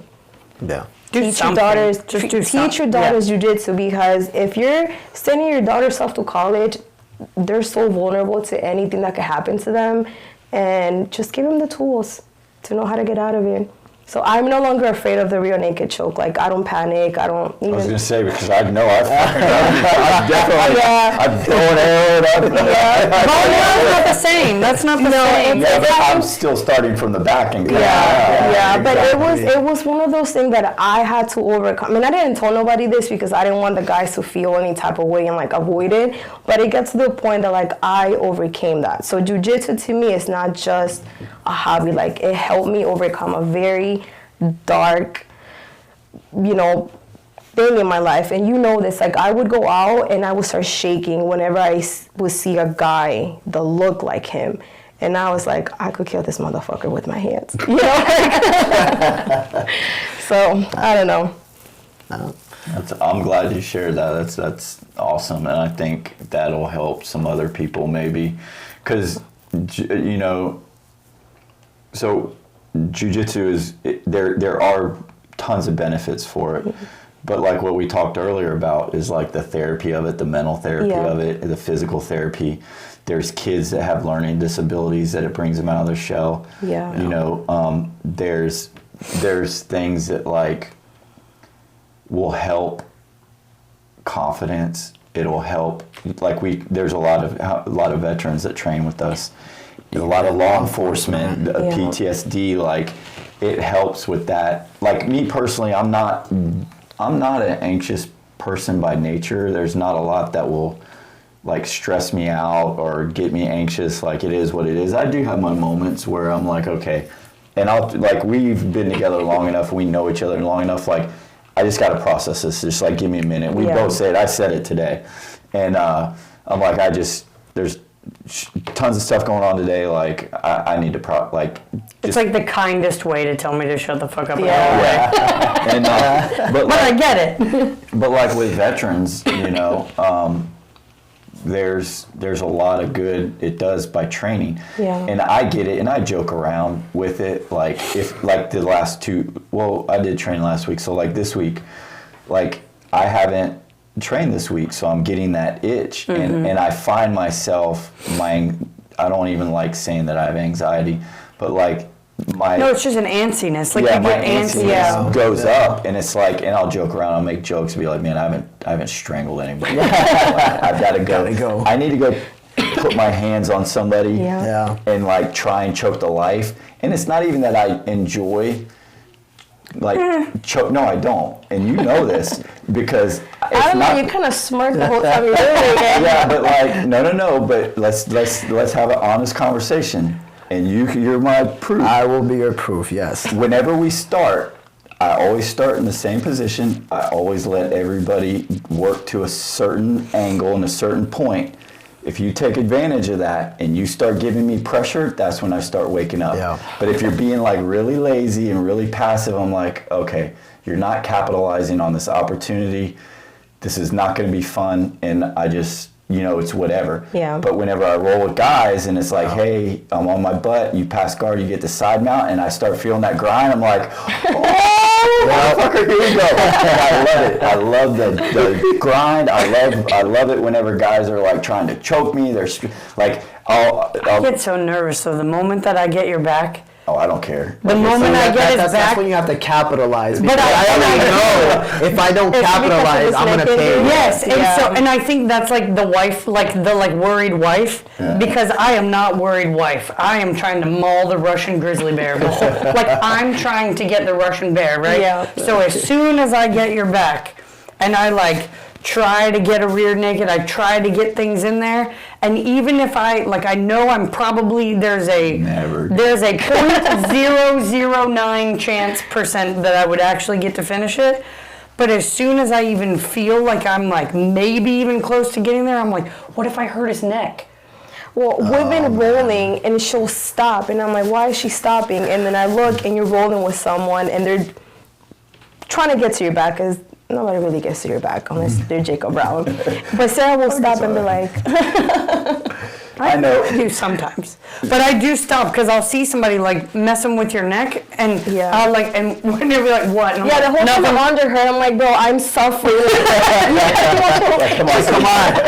She'll get on S-Mod, and I'm like, "Oh my god." No, but I let everybody work to a point, and whenever I start feeling that grind, it's like, and I'll take it. It's like, give me everything you got, because if you fuck up and let me get out of here, it's my turn. See, and that's taught me a valuable lesson. I gotta say it, because you'd let me work, and then I'd get to a part where I'm like, all right, I'm gonna get fucked right now, and then I would just stay there in the bottom, and obviously get my shit kicked, and I'm like, oh man, like this sucks. But that's made me realize, just get up. If it didn't work, tactical stand up, move to something else. Yeah. So thanks for that. Yeah, but that's my thing. Like, I love it. Hey, I give you an opportunity. You need to capitalize on it. You need to take advantage of this, because I promise you, if I get out of here, I'm gonna return. That doesn't feel like an opportunity. It feels like a bait. The beginning of rolling with him is so fun, because it's like you kind of feel like it's a flow. It's a flow for him. Yeah. Right. So you're like flowing on the grizzly bear's terms, and then all of a sudden get a wall. You like get what you think is like the slightest advantageous position, and then all of a sudden I'm cartwheeled across. Yeah, like and what just happened? I guess I'm taking a break. And I can't do that with everybody, but like there is the mass majority that it's like, okay, I let you can give me all your pressure, you can give me all your weight, all your strength, whatever. I'll take it. And I'll just take it in. I'm soaking it in. I'm like absorbing your energy. And then Colin Robinson. Yeah. And then, but when you screw up or you go for, and I tell people this all the time, I was like, oh, you fucked up, you got greedy. Yeah. Like, I mean, I say it all the time. I was like, oh, you shouldn't have done that. You got greedy. You weren't there yet. And then it's like, and then we die. then it's my turn, you know. But like I said, I can't do that with everybody. So, and then, you know, going back to the self-defense thing, like the situational awareness. Yeah. And the slowing down of things. Like, when you're out on the street and you feel that panic, think about before you started training. Your mind starts going really, really fast. Yeah. And you can't think. And you start getting tunnel vision, right? So, and you know this from all the situations you've been in. The more situations you're in, the more things slow down, the more time you have to react. It's amazing, like, and think of it in jiu-jitsu context. Think about how you're reacting and your thought process is now compared to what it was. You were like frantic, oh my God, you're breathing hard and everything. Now whenever you roll, you're aware of what's going on. Your thinking moves ahead. You're trying to counter here, but move here. Everything's slowing down. You're looking around, going, "Oh yeah, there's Jacob over there." Having conversations. Minutes seem like, so much longer in jiu-jitsu, don't they? Like, but now especially when you're on bottom. You take that and you put it into self-defense on the street. Like, hey, I'm aware that guy's over there. I know the angle of attack. I understand this. I understand if I maintain that distance. Like, I see something around. And shielding, like I always say, like. Throwing something as simple, like you literally were like, oh, I try. Now think about it, if you have a backpack or a purse and someone's chasing you around a streetlight pole or a car and you're running and you just sling that at them. Thanks, Sarah, we gotta start carrying a purse now. And but no, like, I've said it before, but like think about it, like if you throw something at somebody, it's everyone's first natural reflex to catch it. Try to catch it, block it, catch it, or whatever. That little pause. Think about it in jiu-jitsu terms. That little bit of a pause or hesitation makes a difference of you escaping, getting out of a submission or something like that.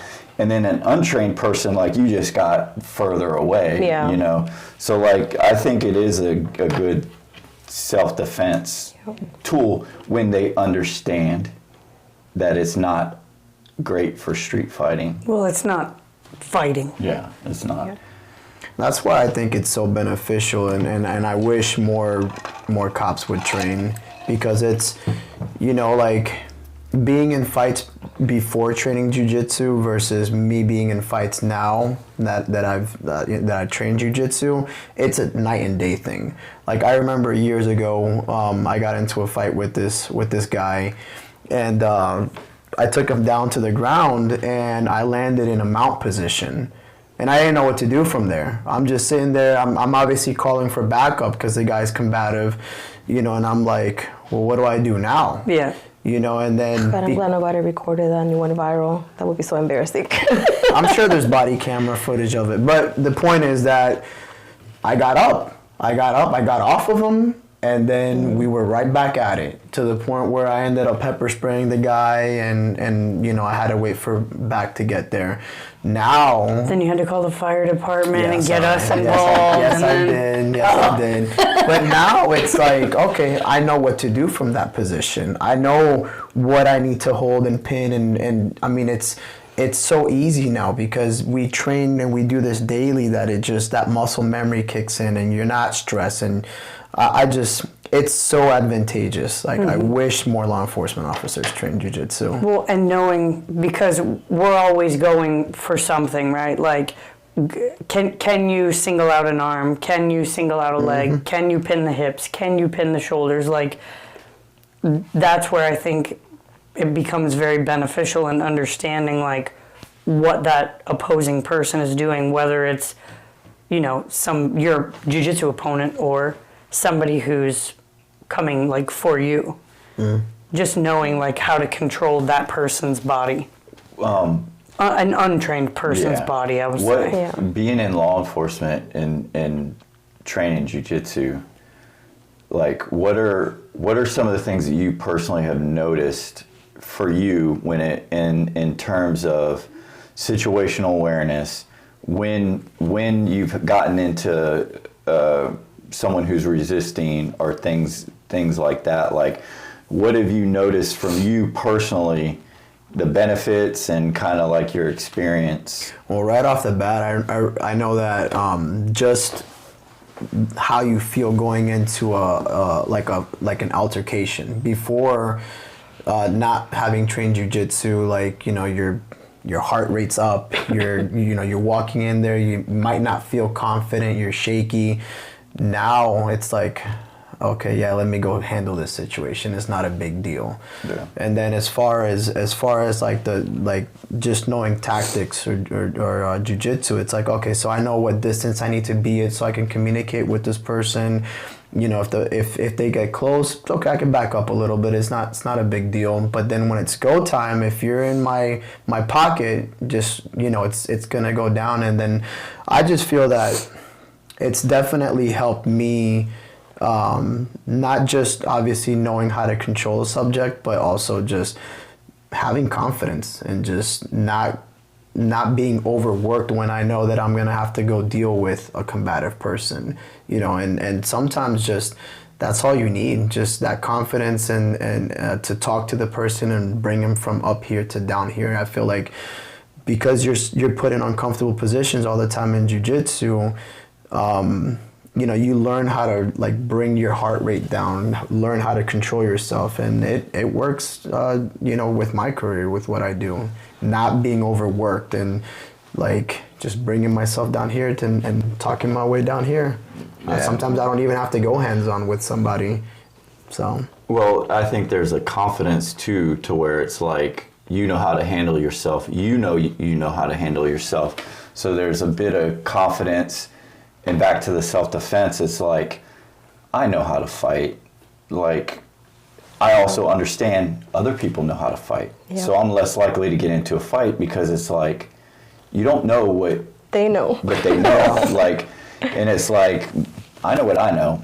I'm not going to be the aggressor. I'm never going to lose my temper and instigate a fight because that's when you get clipped. That's when we had a situation at the music festival that we went to where that guy hit me. This dude, like, backhanded me on my arm, like, and it hurt, but I thought it was him. And we looked at each other, and then we looked at this guy. I'm like, oh, dude, he has no idea. Yeah. And we just, because, like you said, because we know what we can do, we just kind of we told him to walk away, just walk away, because poor guy. He didn't know. that could have been my one chance to just give it my all. No, but in all seriousness, it's you have that confidence to know, oh man, I can handle this situation, or, you know, well, I don't know that person's skill level, so, you know, like, let's just calm this situation down, versus going all gun ho. I see red, and when I see red, it's, you know, all hell's gonna break loose. Like, that's not the case with at least with me anymore. It's like, let's just talk this out, dude. Like, we don't have to go. But I think we are put in positions, and I think it happens most of the time, like when you first start training jiu-jitsu, because of the frustration of like not understanding where you are in the position, not knowing how to get out of the position, being so uncomfortable but not wanting to tap because you don't want to feel like a little bitch. You know what I mean? But it's like, so you get put in those positions time after time after time, and it's like, I don't think that we feel that same pressure in a high intensity, like whenever I don't think we feel that the same way. We definitely don't process it the same way because we challenge that part of our mind regularly. Yeah. So I don't think that we see those situations the same. I know that like some of the situations I would get in at work, whenever I was working at the fire department, I would see some of my crew get super hyped about some stuff that was going down, and it was just kind of like, tie him to the stretcher. Like, why are you yelling at this man? It goes back to what James was saying, where everything slows down. Yeah. Like, I remember as a white belt, you used to triangle me, like, back to back to back. And I'm like, what am I doing that I'm putting myself right there? Well, I would be spazzing everywhere, like, trying to push and pull, because everything was so fast that I was trying to fight myself out of something that I didn't understand. But now that I understand it, I'm not gonna stick my arms out because I see it in slow motion. Like, why am I getting triangled? So I think going back to what you were saying, just slowing down. One hand on the hip, and then, why would a collar choke you from your guard? White belt. Yeah, white belt.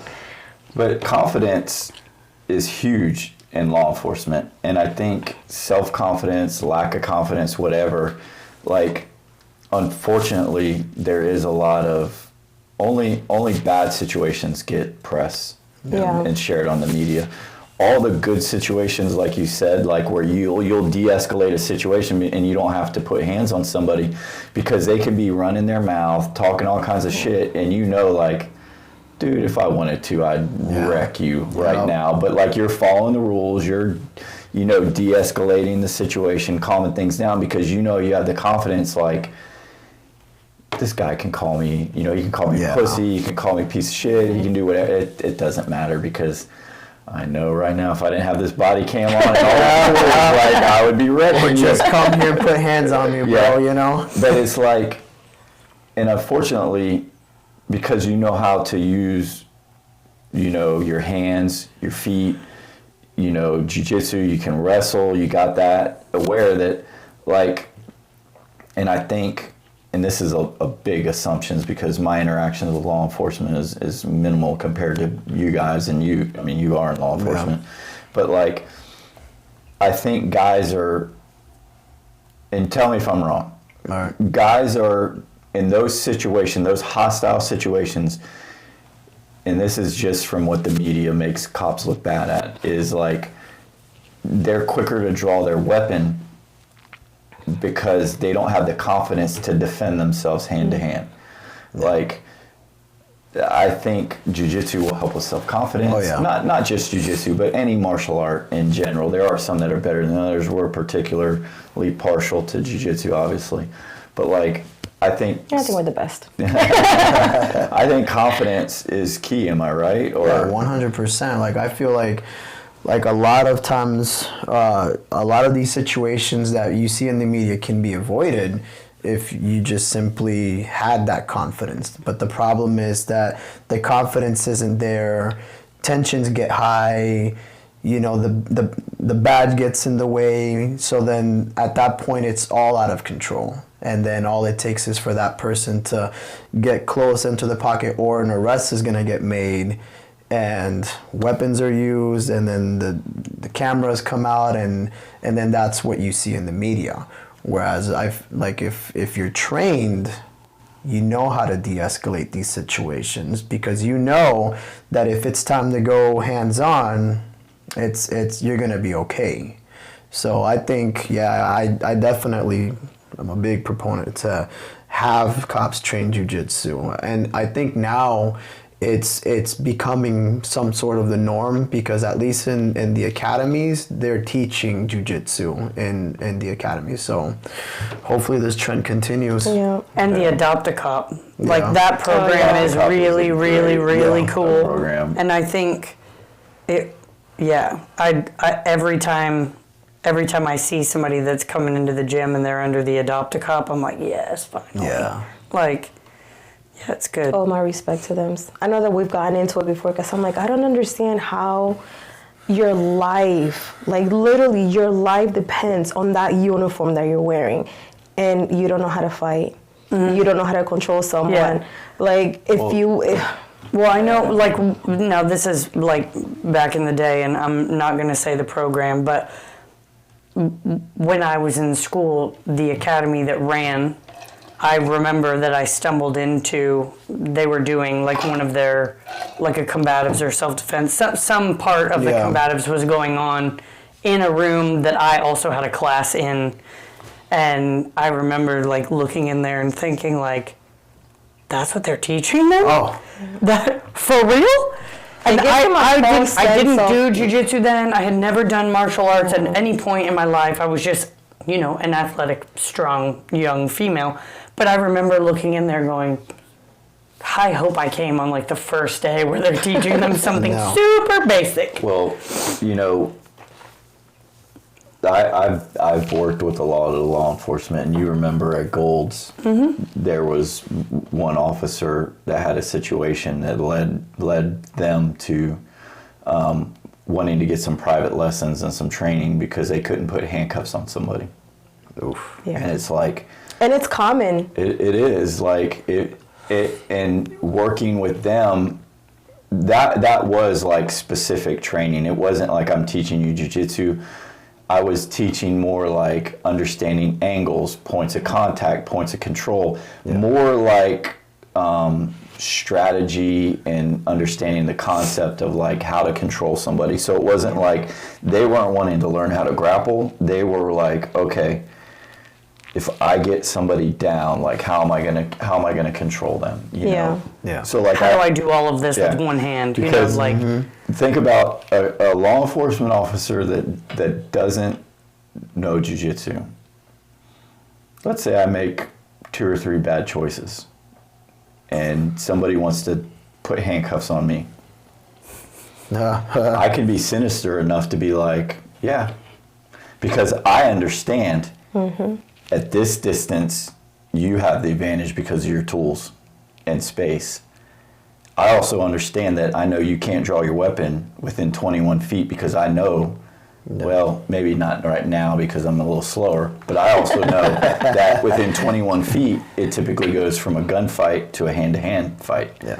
So I understand all that. I know all that. And a trained person versus someone who's only been through the academy, never done any jiu-jitsu, never done any real tactical training, facing somebody with my skill set going, okay, I'm going to lay down. I'm going to put my hands behind my back. Yeah. And the minute you straddle me and you reach for them cuffs, that's it. Fight. I want to find somebody that can put handcuffs on me. Yeah. Good. And I'm not saying there's not. There's definitely law enforcement officers out there that can, but they're only going to be at a black belt level. Correct. Yeah. So we've had the local sheriff here reach out and ask like, hey, can we come into the gym? Can we have some of the people like you and James, people who have, been training jiu-jitsu for a while? Can we come in and try to handcuff you guys? And we want you guys to use like your skills. We want you to so they had like new people that they had hired on, and they had a couple of situations that got out of hand in the exact same thing that you're talking about. So like they've gone around to different firehouses in Polk County, like just practicing on all different kinds of people and all different kind of skill levels, and they've asked like, hey, can we come by the gym? Can we try to put handcuffs on people who have trained This was on how to fight on the when ground? we saw the CrossFit gym. And, They one of the guys actually was an instructor at that, and I was trying to talk them into doing like, hey, listen, it'll be minimal cost, like just cover some time and expenses, like let me. And I would have almost done it for free, but I'm like, I can't. But when you have a skill, your time. It's like, but I do like giving back, and I do like that. But it was like, Well, especially to like Elio and. But and I was at that time I was part of the sheriff's department dive team and different things like that. And but it was like, man, some of these guys are in trouble, because think about the popularity of jiu-jitsu and MMA now. Oh, yeah. Oh, even compared to 3 or 4 years ago. Yep. And think about in our world, we are surrounded by people who train jiu-jitsu, right? Yeah. Who come, pay, and learn. But think about it, who come in and say, I saw this on YouTube, me and my buddies were practicing, I can't figure it out, can you show me how to do it? My standard answer is no. But think about the buddies who You lost James at YouTube. So think about like the guys who have taken a class or two.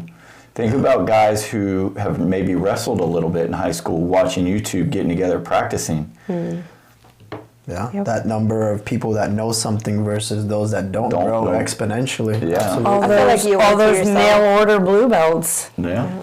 Hey, You went there. I checked off all of these videos that I did when I got that blue belt. But I'm an asshole. it is a reality that you guys have to face in law enforcement. Is like is. trained versus untrained, and I just don't understand. I wish, like, and this isn't like a federal government thing. This is a local government thing. Like, even our local government wastes so much money. That's like, why can't we give them time for paid time for training? It's because cops are they're disposable. If one dies, you have 20 more that want to be cops. So it's kind of like, I mean, there's also not to be. Well, there's also the HR aspect of the job. HR, they're just thinking about insurance claims, and if a deputy gets injured training jiu-jitsu on the job, then the agency has to eat up the medical expenses. So that, I know that has a lot to do with it, but that part kills me, because I do understand that from coming from a corporate world myself.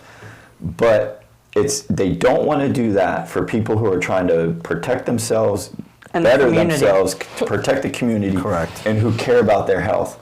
How many law enforcement officers do you know that are overweight, out of shape, and couldn't run out? But that's okay. That's okay. And there are, because this happens in the fire department too, there are reasons or waivers. Oh yeah, exemptions. That's the word I was looking for. Exemptions of why it's okay that they don't pass their physical abilities test. Oh, really? Yeah. So like that part is bananas to me. But when you're put in a okay. position to it's a disservice. You're doing a disservice. And not to yourself, it's to your community as well. Like you're yes. Yeah. And I just don't understand it. Like, there has to be, and the one thing that I give credit, like at Orange County, like they have standards, like physical fitness standards at Orange County. Polk is coming around a little bit, but it's growing. We're growing. Yeah. Because whenever I got hired on, like it was, I don't know if it's the same now, because I'm not with them anymore, but I mean, from what I hear, because I still talk to people all the time, what it took for me to get hired on there and what I went through just to work my first shift, from the time I got hired to my first shift, I mean, we went through grueling, like physical it was training. like it was like being in a like paramilitary boot camp. And then when our daughter got hired on at another agency, and it was like 3 weeks of touching things and doing some written work and like going around and looking at stations, I'm like, wow, what? Yeah. Like we at in Orange County, like we're tested all the time. Granted, I was also on a crew that we trained constantly, so we definitely held ourselves to a different also level. Worked at a station that was. But we were also team no sleep. Like that station. we did not.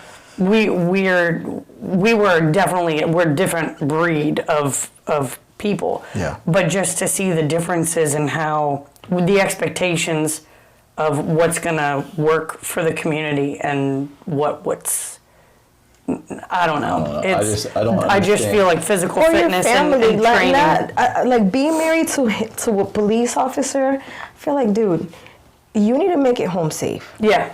I understand that you have a gun and you have, tools, but like you were saying, if you're not confident and someone wants to hurt you and you don't know what to do, like I'm gonna be mad if you die because you didn't put in the time to learn how to defend like yourself. you should be the best at your job. Whenever you do something like you did or I did, where every single day that you go to work, you're putting yourself in harm's way for other people. Like every single day. Oh, yeah. So you should be the best and have the most tools and resources to do your job to go back home to your family. The most mottos for law enforcement is to protect and serve.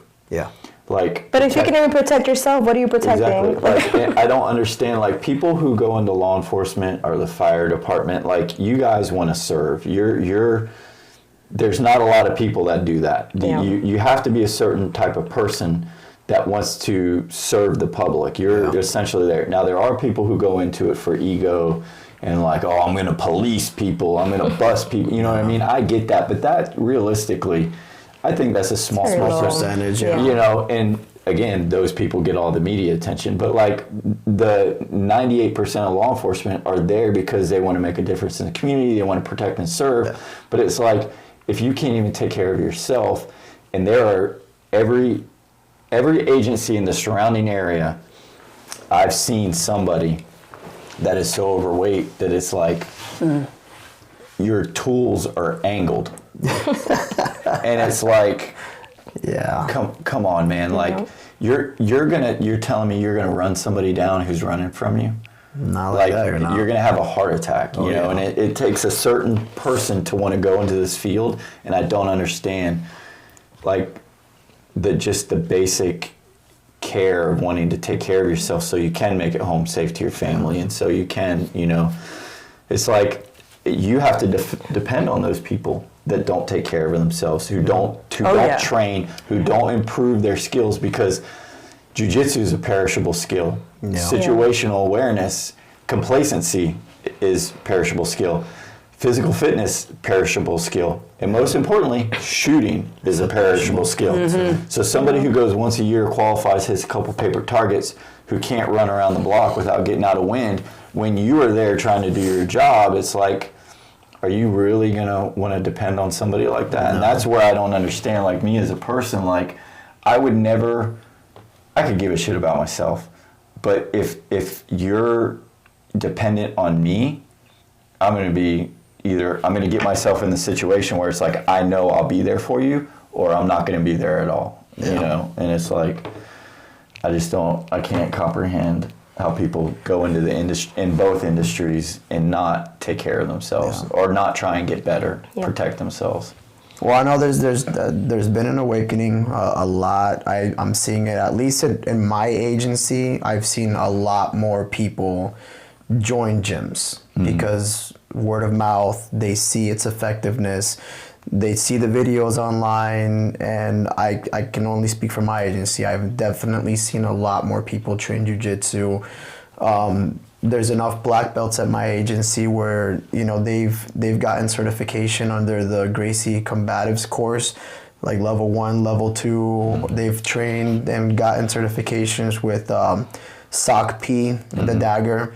And so a lot of they take their time to teach those courses to people who can't afford to go train jiu-jitsu. So I've definitely seen a lot more people going themselves and, hey, I'm gonna go train and take the combative course level 1 and 2.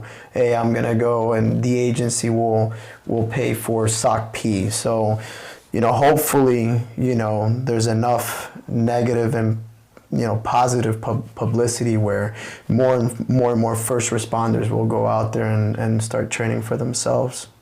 Yeah, I hope so. Yeah. I definitely do. I think I've been in the best shape of my life training jiu-jitsu. Even in the academy, I feel like I've been in better shape now training jiu-jitsu. It's just a different type of workout. I was told to stop coming after the cops, but I'm like, I'm sorry. If my husband's life depends on you as his backup and you can run, I don't trust you. And I am going to run my mouth because you took an oath and you can't even show up for your partner. So, no, go train. Yeah. Go train. Yeah. It's amazing what you both said. It is like the ability to slow your heart rate down, control, not panic. Like that. Those are just a couple of the benefits of training jiu-jitsu for self-defense and law enforcement. Oh, yeah. But, man, we've been going for like 2 hours. It has been? Oh, man. We talk a lot. Didn't even realize it. Yeah, no, it was fun. I think that's a good stop. So I appreciate it. Thanks Thank for you the for having invite. us. It was good. Yeah. Appreciate it. Anything else?